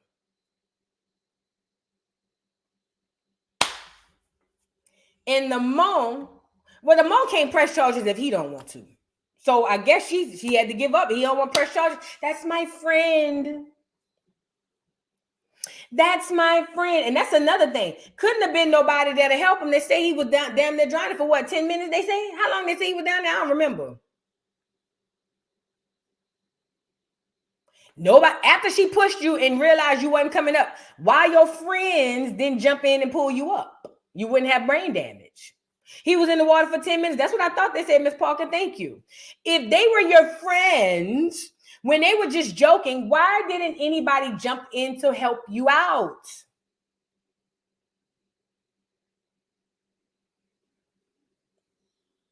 It's a group. And he looked a little fruity. He looked a little loose-wristed. Let me bring the picture back. So I'm going to give him the benefit of the doubt that it was a bunch of women's. Because he looked a little loose-wristed. I don't know what it is about the picture that give me loose-wristed. You know what I'm saying? But you literally volunteered to get brain damage. You took your keys, your wallet, and your phone out your pocket to let this heifer push you down under. I knew Cassidy was going to push me in because I was kind of messing with her at lunch. So I kind of knew she's going to push me in. This is Shreveport, Louisiana motherfucking Anna. Girl, Shreveport might as well be goddamn Middle Timbuktu, Mississippi. See, don't get New Orleans food. Don't let New Orleans fool you about the state of Louisiana. New Orleans is its own country. Louisiana is a state in the United States. Don't let Mardi Gras and Jazz Festival and Essence, don't let that shit fool you. Step your ass up out of that doggone circumference of New Orleans and watch what happened to you. Them people, it's still Louisiana. It's still a redneck state. Bitch, girl, look, Kim Kardashian couldn't even get C. Murder out of jail. This hoe was going on a tour getting Negroes out of jail. Girl, Kim Kardashian came down to Louisiana. You know what them folk told her? You better get your ugly ass from around here with that ugly ass shit. You ain't no money about us down here. We keep our niggers to our side. Our niggers stay. Our niggers don't go until we ready to let the nigger go if we decide. But that's my nigger. Kim Kardashian, you better get your little bobblehead ass from out of here. No. Louisiana is a different place. Louisiana is a different place. Don't let New Orleans fool you. And people from New Orleans will tell you that it's super racist in all of those other places. You better stay in the city limits. Because once you step left, right, or up, they got attorneys in New Orleans that'll tell you they don't take cases in certain parishes, St. Tammany being one of them. Chip Forstall, anybody here from New Orleans? He one of the famous attorneys down there. He won't even take cases in St. Tammany Parish, and he's a clear man, and he even knows that they so racist, they'll be racist toward him, and he clear, especially if he represents a Negro. When y'all see them clear people from Mardi Gras dancing the boosie, stop championing that shit. We just want to be accepted so bad. Oh my God. Y'all see him rapping the Sexy Red, it goes viral. Millions of views. All the Negroes, oh, this is so cute. Oh, this is amazing. Oh. Are you dumb?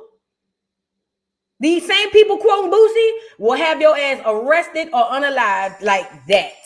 And wouldn't think twice about it.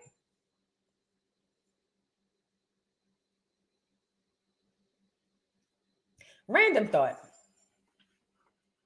I was watching In the Heat of the Night yesterday. Me and my old man. And it reminded me that Detective Tibbs was a bitch ass nigga. Pussy ass nigga. Let me tell you why I had to say that part. First of all, before we get into In the Heat of the Night, I was about a couple of years old when I realized Sparta was actually making Georgia.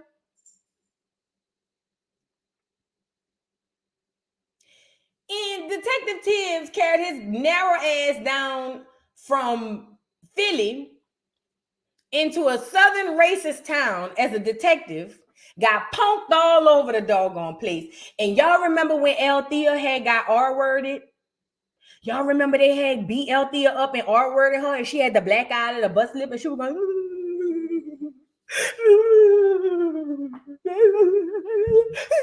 and remember he came found and he was holding her. Remember they got Althea? Y'all remember that? Althea got R-worded by some clear people, girl. And I said, oh, Detective Tibbs, he about to die about that. Oh, girl, his old lady girl, please. Is she light skinned? He gonna go, he about to go up behind that. And what did Detective Tibbs do? I was telling that to my old man. I said, he old pussy ass nigga. My old man said, I ain't bullshit. Detective Tibbs old pussy ass nigga. Them niggas R-worded his wife, my nigga. His wife. And what did Detective Tibbs do? This is random. I just wanted to come on here and say that part. He old pussy ass, hoe ass nigga. I need to get a sound bite of NBA young boy saying that. Detective Tibbs was old broke ass, po ass, pussy ass nigga. I said that part. He ain't did nothing. That's what happened, Miss Parker. He let the clear man, Chief Gillespie, talk him into, yeah, let's just let the law handle it. Nigga, the law. I am the law. What are we talking about? I am the law. What you mean let the law handle it? Nigga? Althea? The wife of the detective? Girl, they had when they caught her after they found her, after the man R-worded her and beat her up, had a black eye and a busted lip, she was going, and he had held her, he was saying, it's okay, Althea. And that nigga just random. Detective T is a whole ass nigga. Just wanted to point that out. I don't know why. I just wanted to bring that up. Because, I watch that type of stuff in the heat of the night. I grew up on that type of stuff. So, yeah, I just wanted to bring that out in case y'all didn't know. Detective Tibbs is a whole ass nigga. Let's move on. Yes, dark-skinned man with a preference wife. Yes, ma'am. Yes, ma'am. And this the worst. Then Chief Gillespie ended up being with a mulatto. A Negro woman after he had been pseudo-racist, slick-side racist the whole time. Girl, bye. In the heat of the night, girl, when you grow up and you realize what you're watching, you be like, oh, these people played in our face. You know what I mean? You start to realize these people played in our face. You really start to realize these people played in our face. Nigga, what? You've been pseudo-racist the whole show, and now you ain't got you a mulatto wife? But he hurry up and retired too. He hurry up and retired. Sure did. Yeah, he was a whole ass nigga. I just wanted to say that about Detective Tibbs. Detective Tibbs, I just wanted to say that part. It was a video that I saw, and this is gonna be the last thing we discuss. It was a video I saw, and it was about some dude saying we need to get over blackface or something like that. I can't find it. It may not be meant to talk about. The dude was saying something about black people need to get over blackface because it's not that deep and a whole bunch of other stuff. Girl, it ain't even we're talking about. I don't even need to pull up the video. But what he was saying was black people need to, really not be so sensitive about blackface and all that stuff. I don't know. What the hell did I do with it? Let me see. I'm sorry, y'all. I'm drinking this Sprite, got me burping.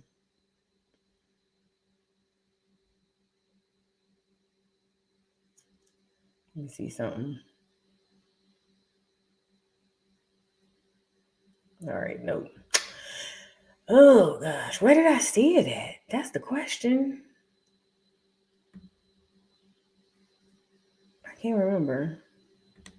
Let me go on Twitter. I might can find it on Twitter. Twitter be having a lot of stuff too.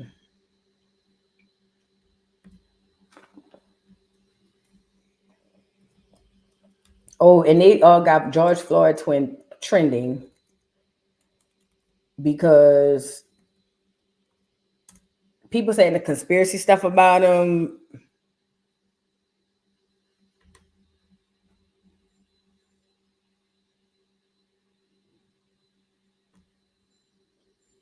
What is this? No, I don't know what this is.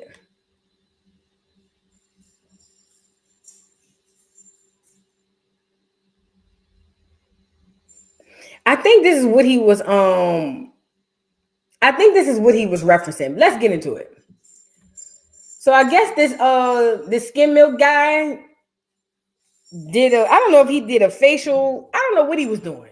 I don't know, but they were saying it's blackface. Let me see. I put on the darkest shade of the Euphoria Foundation last night, not to perform blackface, because literally blackface is like when you pretend to be black and like mock black people. I would never literally do that. And like, I literally say that like, I don't condone blackface in the video. I literally only put this on and like recorded it because I knew that like this specific shade was going super viral just for being like problematic. Let's run it back so y'all can see him. Hold on. So I wanted to like swatch it on and like literally agree with like the I put on the Wait, let me show you the picture. This the picture. See, I thought he was doing like a facial cleanse or something, but it turns out he just went and bought the darkest shade of makeup to put it on. And this what he had to see. Hold on. I put on the darkest shade. I put on the darkest shade of the Euphoria Foundation last night, not to perform blackface, because literally blackface is like when you pretend to be black and like mock black people. I would never literally do that. And like I literally say that like I don't condone blackface in the video. I literally only put this on and like recorded it because I knew that like this specific shade was going super viral just for being like problematic, because like no one's actually this dark. So I wanted to like swatch it on and like literally agree with like the black creators on TikTok and like on YouTube that have been saying that this foundation is too dark and too problematic and like has no undertones. I put on the darkest shade of the Youthforia. Question. How will he's saying that he put this on because the black women on Twitter was talking about how this shade is not really applicable to nobody because nobody is that dark. How would your yellow ass be able to even add to that conversation? He's lying. How does him putting on this foundation adds to the conversation?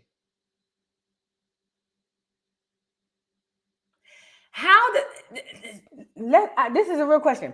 How does him putting on this app? First of all, this was black women talking. See, and that's another thing. Y'all don't gatekeep. Y'all don't gatekeep. Because just like we told Vlad to mind his business, where is the... So he's going to get on here and put on a dark shade of makeup to show what? What are you showing? How does you putting it on your yellow skin show a black woman that ain't nobody that dark?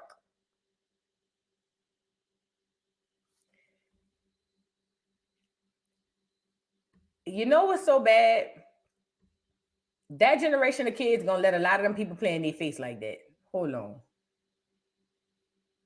For cultural appropriation if they wore this Youthforia foundation shade. This is literally like if a brand put out like a purely orange shade or like a purely yellow shade and was like, here you go, Asians. The blacks of the internet are very upset with Youthforia for releasing this super dark foundation. This is the original video. And I don't wear makeup, but like I'm obsessed with like online beauty scandals and like drama. So like I had to get a bottle for myself. So today, let's put this on my face and see if their criticism is valid. I've always wanted to do makeup reviews, so I'm so excited. It says to put on 2 pumps, so let's see what that does for us. I even bought like an e.l.f. foundation brush. Like I'm taking this very seriously.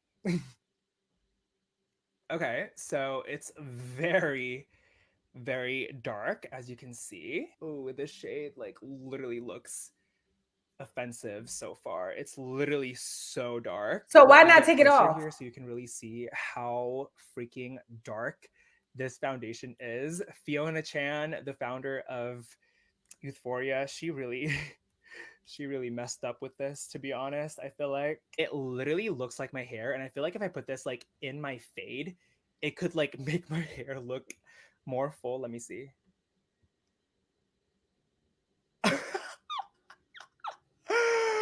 Oh my. Okay, so obviously this is like a foundation, not like black face paint. So like the undertones of my own skin are showing, but it's not because the foundation is like good. It's just because I'm extremely orange and yellow. So because the foundation is like somewhat translucent and like opaque, you can kind of see my colors show, but the foundation itself is not that.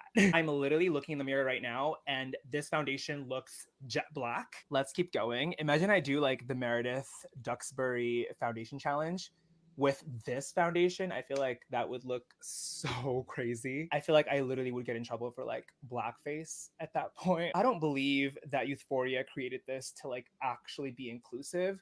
I think they literally created this just to be able to say that they have the darkest shade, but like they did not even match this with like any real humans with like real skin. And I like feel bad for Youthforia, but like Fiona desperately needs to like hire like a better like PR person and like product management person, like, girl, please. This is Youthforia's Darkest Foundation fully applied on my face. The darkest of blacks would get called out for cultural appropriation if they wore this Youthforia foundation shade. This is literally like if a brand put out like a purely orange shade or like a purely yellow shade and was like, here you go, Asians. Youthforia actually tried to like one up Fenty by saying like, oh, our darkest shade is actually darker than Fenty's darkest shade, because they know that like Fenty is known for being inclusive. And so they thought that like if they released a shade darker than Fenty's darkest shade, they could be considered like inclusive as well. And they could like be free of like the cancellation that they received like months ago when their darkest shade was like super light. But I got Fenty's darkest shade and look at how nice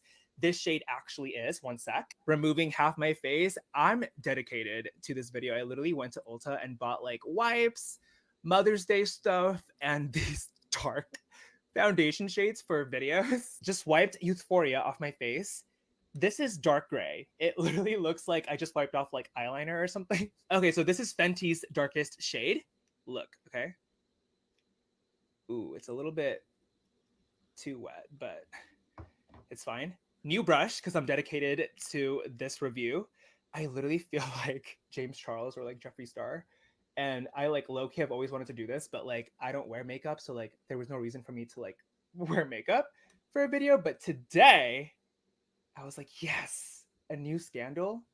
I can hop on that. As you can see, Fenty's darkest shade, even though it is like their darkest shade, it's not black. Like it's literally a very pretty like dark brown. Don't be fooled again by my personal light skinness and like oranginess that's coming out. Light skinness. Now, you know me, I'm a tit for tat ass bitch. You know what I'm saying? I'm the bitch who want my lick back. You know, I don't want to like, no, I want to get my lick back. That's how I am. That's just, you know, it's just who I am and, you know, how I've been, you know, set in the community. Now, I have a question. What if all the black women started doing this to their face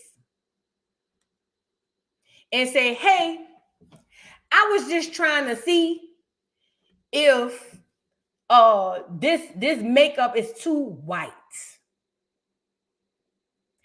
What if all the Negro women decided to do this to their face and make it a trend on TikTok and say, hey, no, that's not what this is. See, what I was trying to do is see, because I don't think nobody's this white. Like, it's just not possible. It's not feasible, you know? So what I decided to do, because I love makeup reviews, and you guys, this is not white face, this is makeup reviews. I like scandals and all types of trends and whatever the case. But what if a Negro woman decided to paint her face like this and put the clothes on and put the hair up in the bun and say, oh, I just wanted to see, because nobody's lips are this little in the middle and nobody's this white. So it's not white face, you guys. I'm not mocking the culture. I'm just trying to see.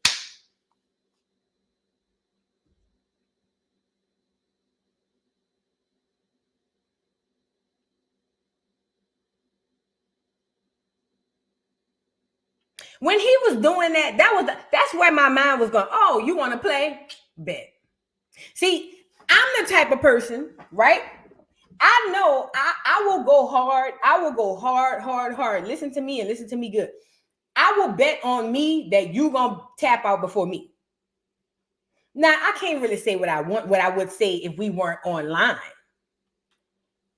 But you get the direction I'm going. You feel what I'm saying? Because see, if we were at somewhere having a private conversation that's not recorded, I would have some really interesting perspectives to share. You know what I'm saying? But I can't do that, you know, on here. Like if I was talking to one of my homegirls and we got on the phone, that, you know, like that. But my thing with Negroes is all y'all gonna do is pitch a fit. He gonna go viral, get more people to follow him. And then they'd have already harvested your energy and all your shit to basically use for them. You get nothing of it. See, this is what we know. They can't cancel black women. Can't. It's impossible. Impossible. Black women, I'm talking about as a collective, cannot be canceled. Let me say that part again. Black women are the most uncancelable people you have on the face of this earth. We just don't know it. So what if a whole bunch of Negro women decided that they were going to try this makeup to see if anybody's lips is this little and face is this white? Just what if? But no, see what we're gonna do is we're gonna allow this yellow boy. We're gonna allow this yellow boy to go viral off of us, off of making fun of us by saying he's not making fun of us, so that'll save him from actually making fun of us.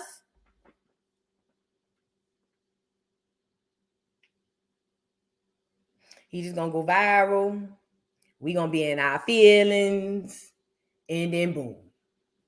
That's it. See, everybody get to play with your culture, but don't nobody get to play with theirs. Y'all ain't caught on that. Y'all ain't caught on to that by now. Black people, Black Americans, Acorn. We need to have a meeting. Acorn. We need to have a meeting. Everybody get to play in your face and with your culture, but you don't never get to play with nobody else's.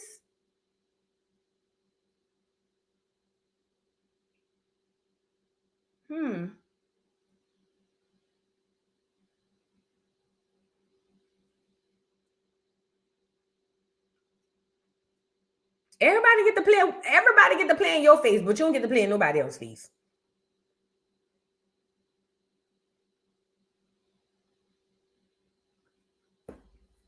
I just told you how I am. You know what I'm saying? Like,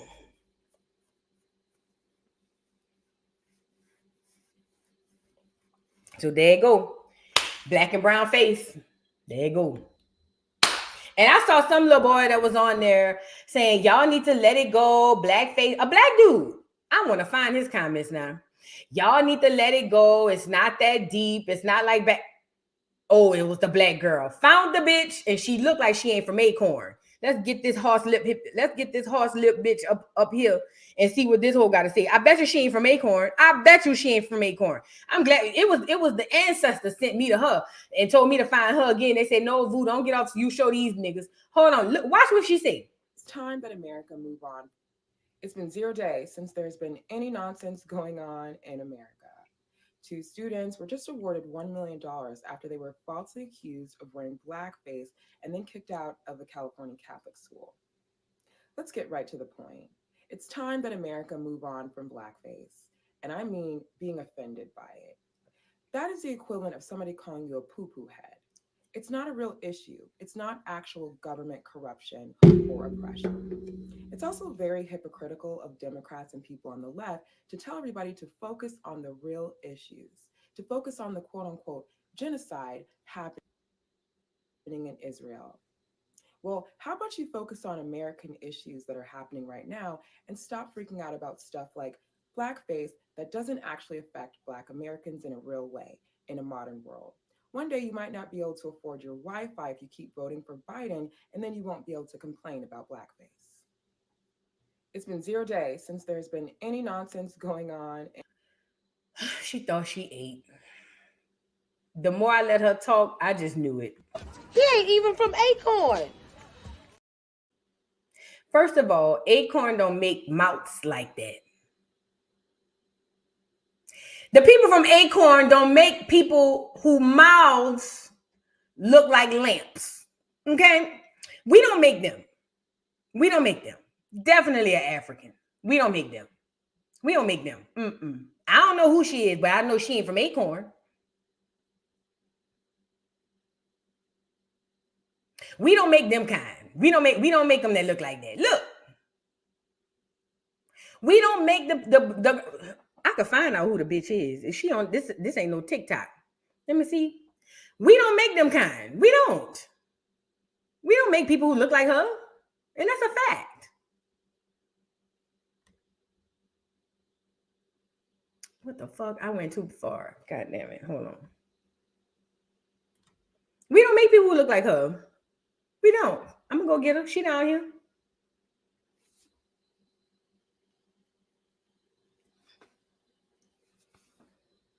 Let me see if I can see who this heifer is. We don't make them kind. Always somebody else speaking for us. Always somebody else speaking for us. It's time that America move on from blackface. Oh, this the heifer. Sharika Soal. Let's see. Divested Diary. Oh God, she's one of them. She definitely got a clear man.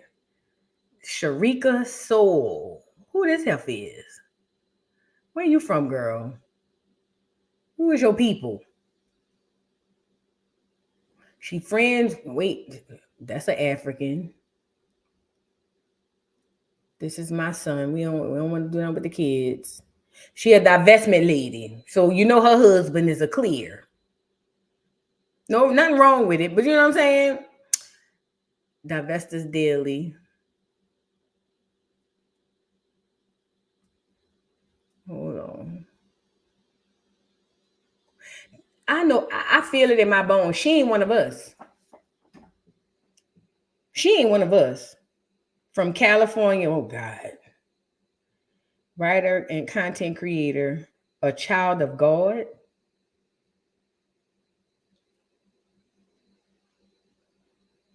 Media personality. Bitch, I ain't never heard of you. Let me go find this one on Instagram. Sharika Soul. Let's go see where she at. I want to see if she from Acorn.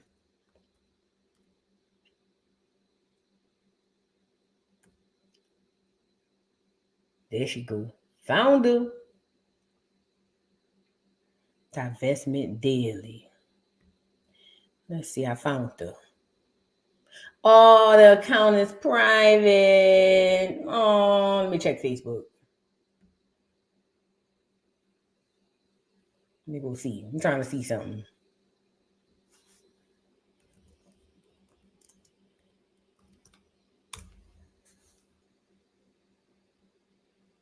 Why your account private? I thought how you gonna be a content creator and media personality with a private account?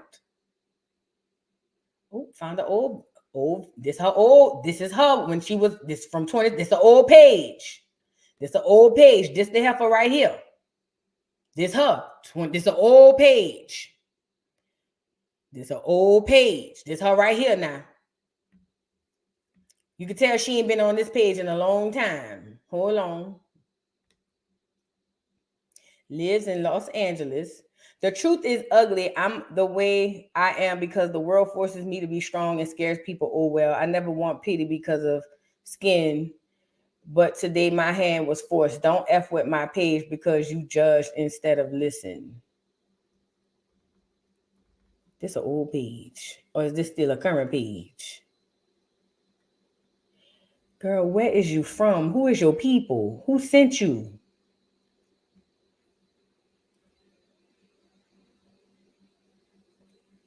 Who sent you, bitch? Hold on. Let me see what the people saying.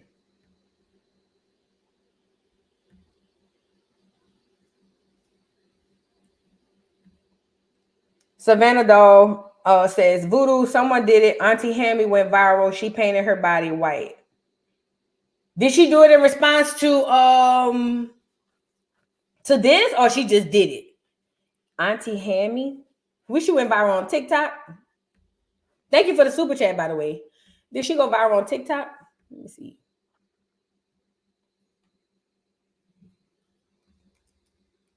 Who is Auntie Hammy? I never heard of her. Auntie Hammy. Oh, that's that weird lady. I know her. That's that lady who be, yeah, she different type.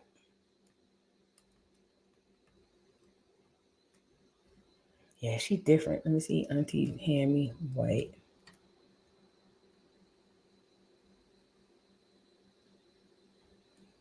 Can't tell me that lady ain't crazy. Something wrong with that lady. I can't find it. Listen. Thank you for the super chat, Savannah Dog. Thank you so much. Sharika Soul ain't from Acorn. Sharika Soul ain't from Acorn.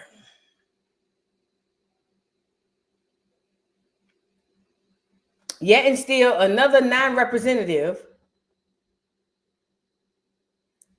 talking about what's going on with us.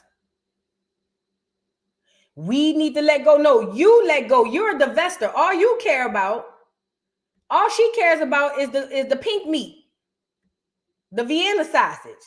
Thank you, Tamara Talks, for becoming a member. Thank you so much. Don't tell us what to get over. You get over it. Well, you've already gotten over it.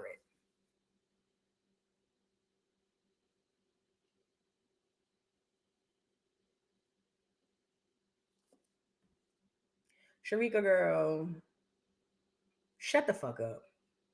Please. We didn't ask for your comments or your commentary. Shut the fuck up, bitch. Fuck you talking about who?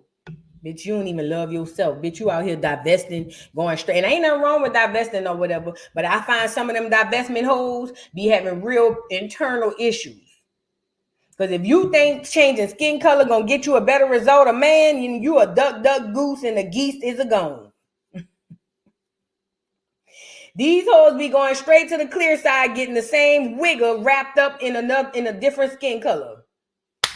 Girl, the problem might be you, stupid.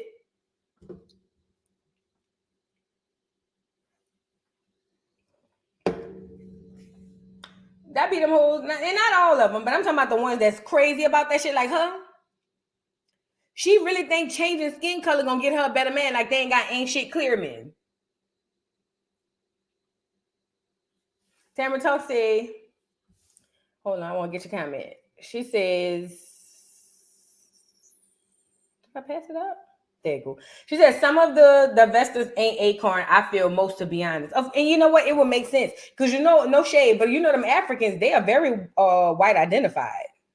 Very heavily. Matter of fact, bitch, I just seen, I watched that roast for Tom Brady last night. Guess who was in the audience? Guess who was in the audience? Let me see if I could get a clip. When he went down into the audience, or was it him, or was it one of the other clear men? First of all, it was really loose-wristed. The roast was very loose-wristed. It was a bunch of men professing they sexual healing that they want to give to Tom Brady. But it was a good roast nevertheless. It was just very loose-wristed, But hold on. Guess who was in the audience? I keep telling y'all. See, y'all thought I was just hating on Wendy Osefo, and that's not who was in the audience. But y'all thought I was just hating on Wendy Osefo when I said she ain't nigga and she ain't from Acorn and voodoo. You're just being negative. You're trying to promote separatism, girl. Separate these nuts. But these people be very white identified, and they cosplay in the culture because we share the same skin tone, and they get away with it because of your ignorance and you not understanding that we are different. And saying that we are different don't mean nothing negative. For instance, I was asking my old man, I said, now you from Georgia, I'm from Louisiana. If somebody came up on us and be like, oh, both of y'all from Georgia, and you say, oh no, she's not from Georgia, I'm from Georgia, but she's from Louisiana. I say, is that negative? And he was just like, no, because it's the truth. You're not from Georgia, you're from Louisiana. I said, well, let me ask you a question. Why is it a problem when a Black American woman, so-called Black American woman, says, hey, no, she's not Black American, she's whatever. Why is that deemed different? And he said, well, it shouldn't be. I said, but it is. If I were to differentiate myself from any so-called African, not only by that African, but by people who look like me, will literally sit up here and tell me that I'm promoting separatism, but it's the facts. The facts of the matter is we're not the same, and I should be able to say that. But in this society, if you say that, you're anti-Black. Oh, speaking of it, I've been on here too long, but look, girl, I was on, and I'm looking for this video, but I was on, I went on House of Consciousness over there with Sinetta, and this dude ate Sinetta up. But I was so disappointed in the Negroes, because the dude told Sinetta, he said, you not even nigga. He said, he told Sinetta he went from Acorn, and I didn't know this, because the topic was, can anybody use the N-word? And I find a lot of foreigners have this very lax response about this, and I think it's because they don't understand the in-depthness of it because they weren't crucified under the word, right? So this dude came up there and he was like, well, Sonetta, you ain't from Acorn, basically. He didn't say that, but you know what I mean? He was like, you're not from Acorn, so, we got to call that out. The people in the chat was like, oh, there he go. Get him out of here. He anti-black. How, Sway? How?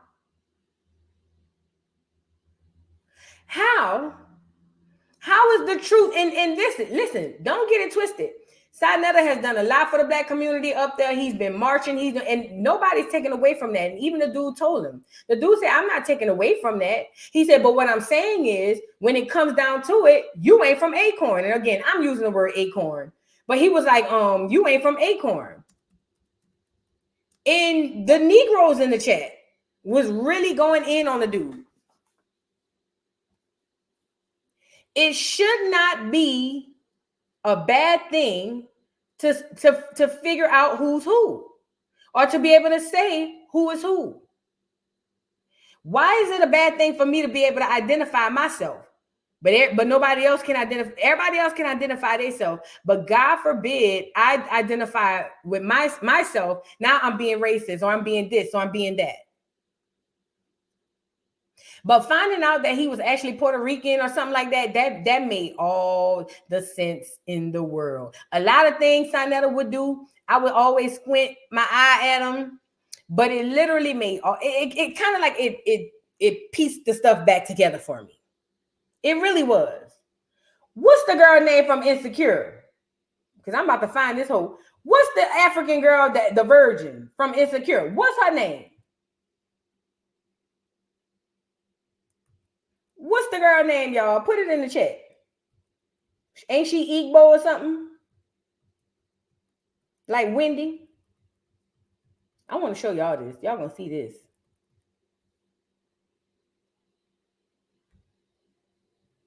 The play Miley, yeah, the one that play Miley, her. Yvonne Orby. Hold on, let me go get her. The one that played Miley. And it wasn't even the fact that she was there. Watch. Look. Yvonne. Is it Orgy or Orby? Yvonne. Let's go see if we got her on here. Somebody had to catch it. Orgy?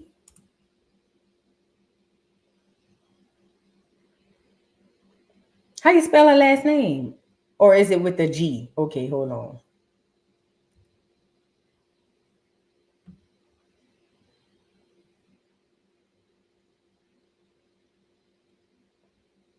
Her black ass is very white identified. And I've been peeping this. But I want y'all to see her at this table with all these clear people. Looking like she was just happy to be in the building. Looking like she was just happy the colonizer allowed her to sit with them.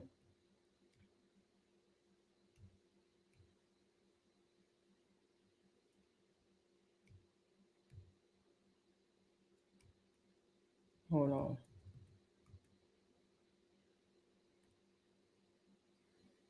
Oh, she did an interview with him?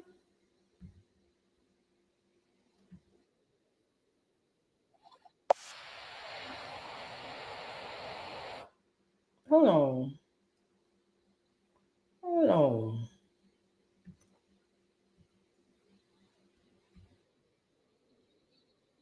Mustang. Okay, he's good. Such a special car. It is. And the results are in. Tom? Hold on. She was at the roast. She's looking so happy and bald head to be there. Look at her. I don't even know what she's doing, but somehow I feel it's bald head. It's foreign business. Dancing. It was almost like she was just so happy to be there. I saw that whole in the audience. I said, man, what the fuck? Your bald head dun. Your bald head dun. That's what I said when I seen it in the audience. I did. I said that part. I said, now look at this bald head dun. I don't know who told her to cut that shit off her head. Go get the wig, bitch. I don't like this hoe. I don't like her. This her wedding? When we put on the dress, I was like, it's Oh, so she's not a virgin no more.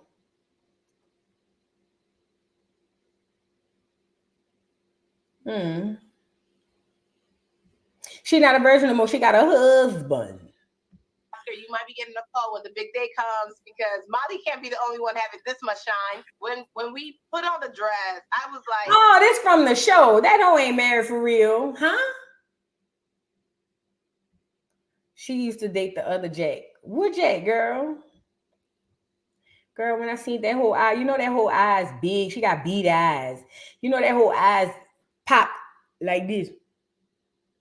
That whole eyes look like this. You know what I'm saying? So when the camera came by in the audience and she was sitting with all them clear people, her eyes had got big. You know what I'm saying? I think it was the light. That was from the show? Okay, not in real life. But I think her eyes got real big from the light because they already big. And she was bald head. And I ain't like it. I can't find it. I'm gonna find it. I'm gonna screenshot it and I'm gonna send it to y'all. I'm gonna show it to y'all. But listen what I'm saying. These people be cosplaying. And the Africans are very white identified. They really are. The whites are the Africans are very white identified and are able to double dutch. They get to get in your community and say that they one of y'all because we all black, but then when they around them folk, it's a different story. Thank you, Seven, for the super chat. The Claremont twins went from dark to skim milk. I saw that. I got the video coming later too. I saw that about the Claremont twins. I saw that about the Claremont twins. I thought they were clear and then became Negro. Them hoes did the reverse. Them hoes hit a Uno reverse. I don't know these heifers, but they seem all right. I watched the episode, but we gonna talk about it. I got the video coming later on.